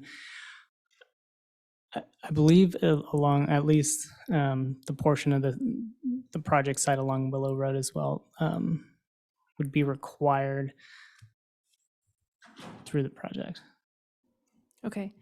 And then I agree with Commissioner Barnes that it's tough. The public open space here is tough. I think it was the right decision to put it where it is, given that it's directly across the street from the high school.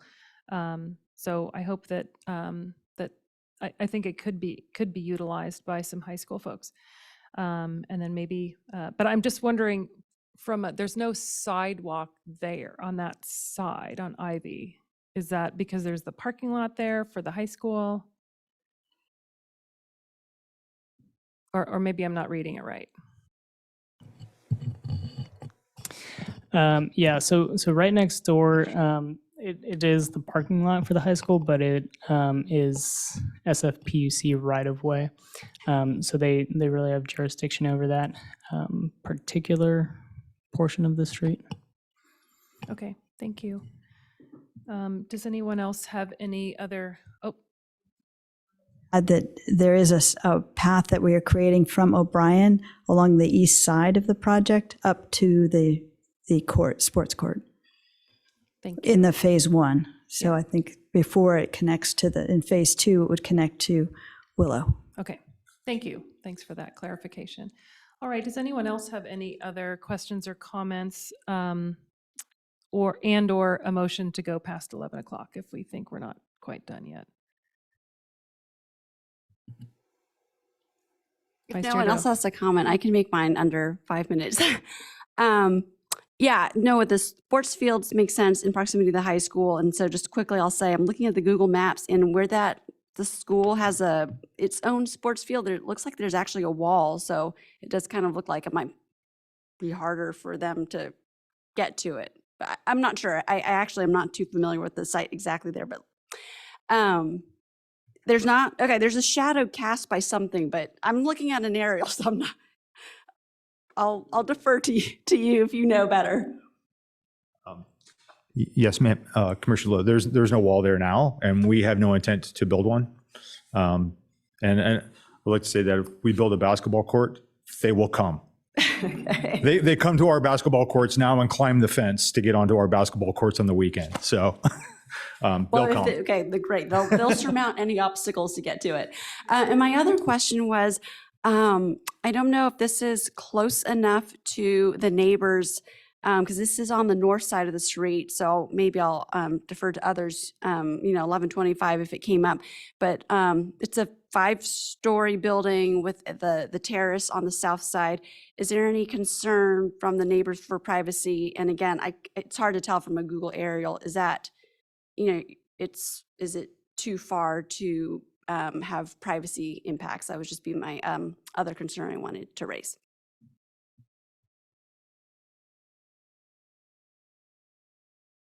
Is that to staff or to the applicant? Or either? I'll pose that to the applicant. If you've had any communications with the neighbors, we had a speaker here who lives actually on that street, Alberni Street. I don't know how you would determine that if you don't, but.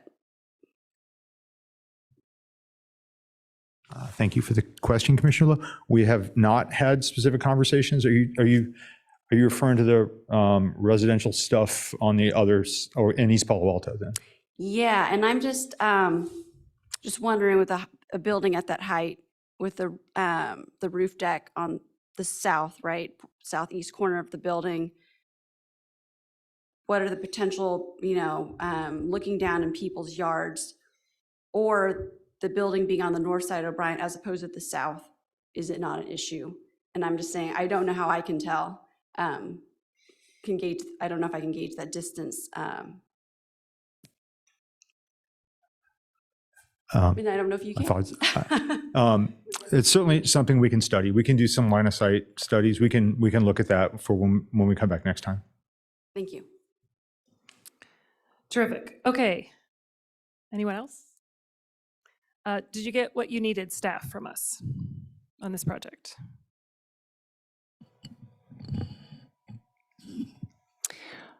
I believe so. If there are no other comments, we got a lot of good feedback. Okay, terrific. All right, I'm going to close this item, and we've got 2 minutes for item 8, which is informational items. Anyone from staff would like to take a crack at that? Yeah, thank you, Chair Harris. So the next regular scheduled Planning Commission meeting is July 10th. We do have a few items on that, single-family homes, and we also have a kind of remodel and expansion of the Menlo Park Fire Protection District Station 77, which is at 1467 Chilco Street.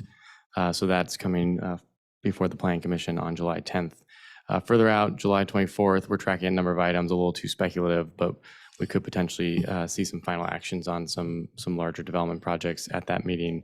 But we're not quite there yet with the notice, so we'll reserve that for the next July 10th updates.